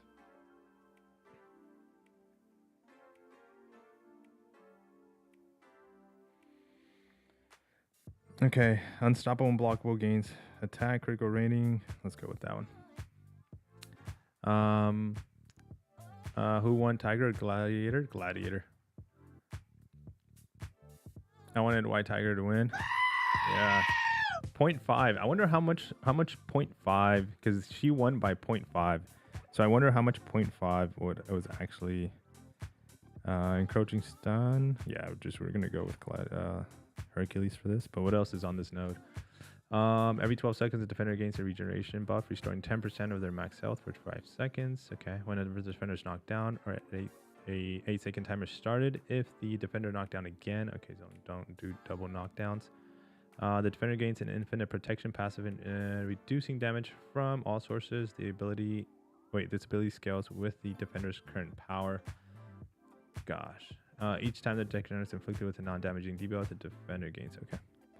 All right, so I'm just gonna. I don't know if I should just stick to even though special 3s, even though he's got that protection. Ideally, I should stick to special 1s though. But I think we're gonna be. Yeah, we're doing a really good amount of damage.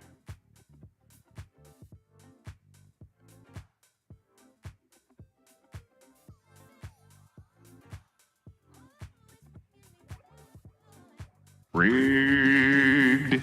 Hey, the commands are back, by the way.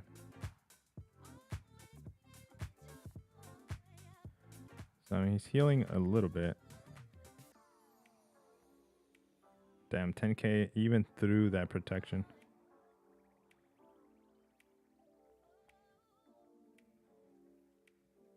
Okay. I'm healing, which is perfect.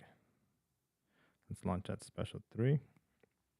50.5 is wild, yeah.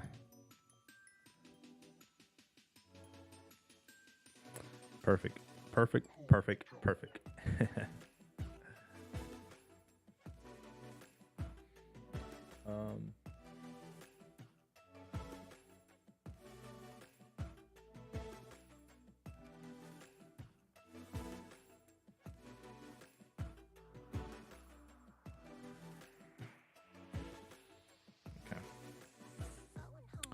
All right, let's go into pick up that that boss module, and see inflicted bleed debuffs, also inflict power sting.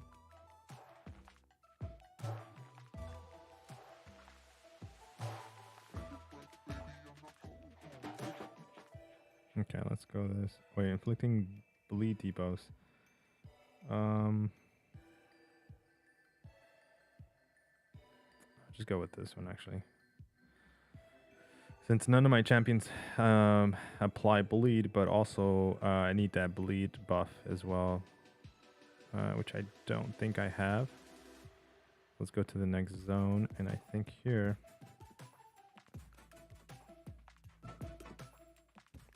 I think we're gonna go Emma.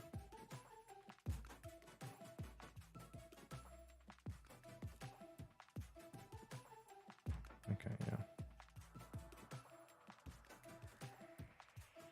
Gonna go here. Pick up a module.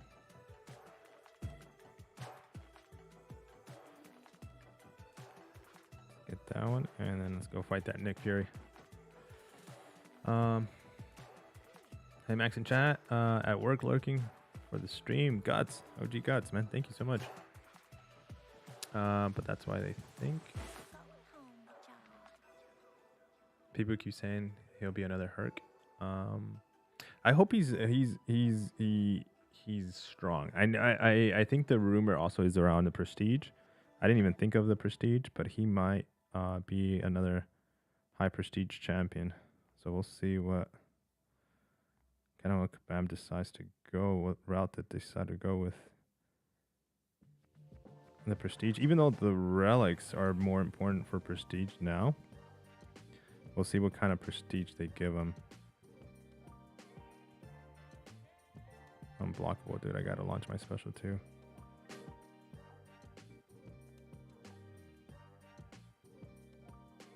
Oh.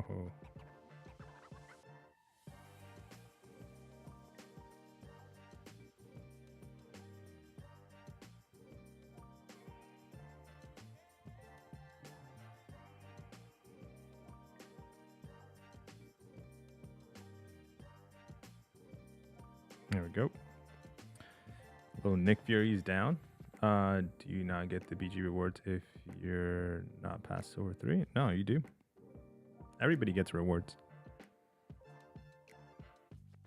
But I imagine he ends up just being a prestige champ thing after winning.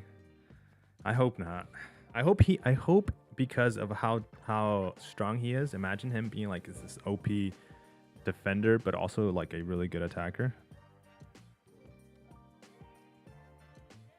I don't know.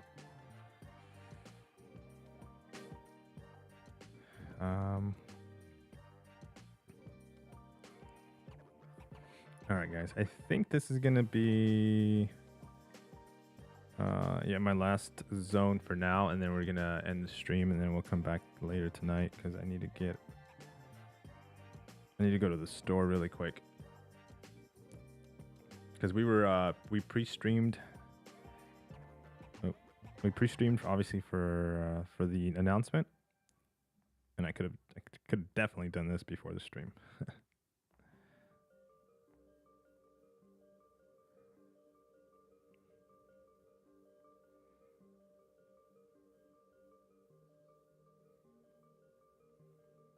Does she not lose her power? Looks like not. She's very loose.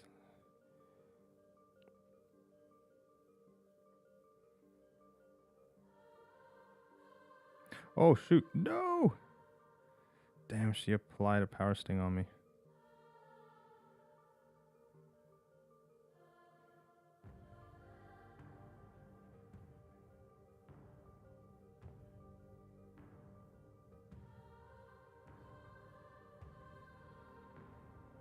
Okay, we're launching special 3. I end up pushing her to a special 2.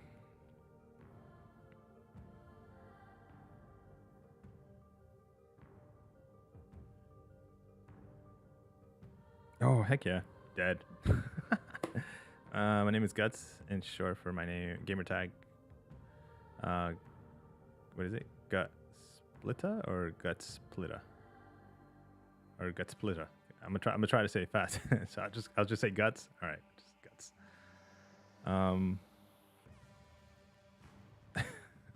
Dude, I just butchered that, I think.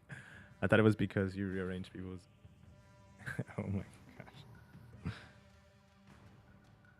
I don't do a good job at proofreading. Well, 3 more days to wait for features. Can't wait for three rank 4s, John. What? Nice. I'll be able to do 2 rank 4s. Hopefully. And this is why we're in incursions right now. Okay, special 1 lock. When the defender is knocked down, energize increase, blah, blah, blah. Each time the attacker is inflicted with a non-damaging debuff, the defender gains a fury. Okay, the defender gains... the defender begins with the fight with 5 revival charges. Oh, this is going to be a long fight. Which heal them for 20% of max health every time they're knocked out. Every 20 hits on the attacker combo removes 1 of these charges. When the attacker loses a combo, the defender gains a revival charge. While close to the defender, the attacker gains a weakness debuff. Oh my gosh. And no freaking special 2 because it's special 1 lock. I guess we're just going to special 1. Since we're going to be special 1 lock, we can... Dude, that sucks.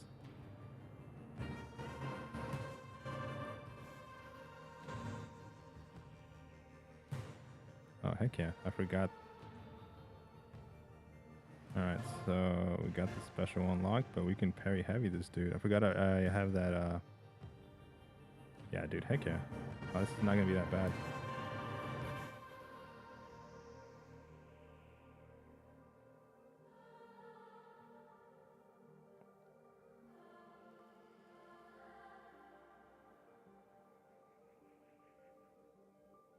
No.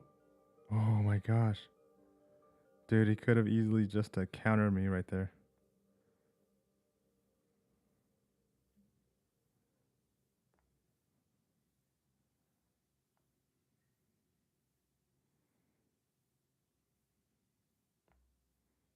Dude, That nightmare turned into an easy fight because of the hacks we had.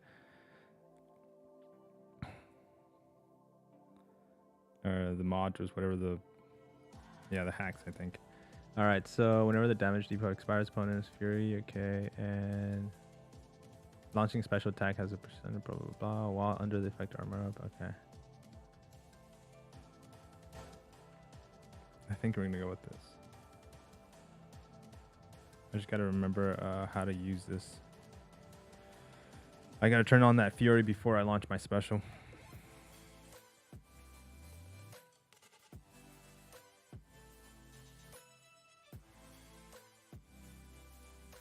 Okay, so this is a good spot to stop at, and hopefully there's no mystics. Oh, there's a mystic right there, so we're gonna end up going left. For sure. Dude, those mystics are no fun. But guys, thank you so much again. Oh yeah, let's remove this real quick.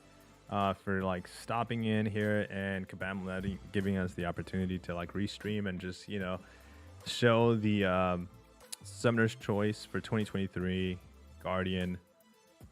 And you guys hanging out, man. So, I mean, Gladiator. Did I say Guardian? Yeah. Gladiator. So I'll see you guys later tonight. Hopefully you're happy with the selection and choice, and you voted Gladiator, or if you voted White Tiger, then, you know, hopefully you start kind of like liking Gladiator. But guys, I appreciate it again. Like I said, take care. John, later. Yeah, Adrian.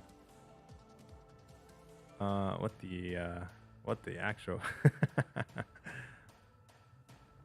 all right, Larson, later, man. Adrian's like, I hate everybody.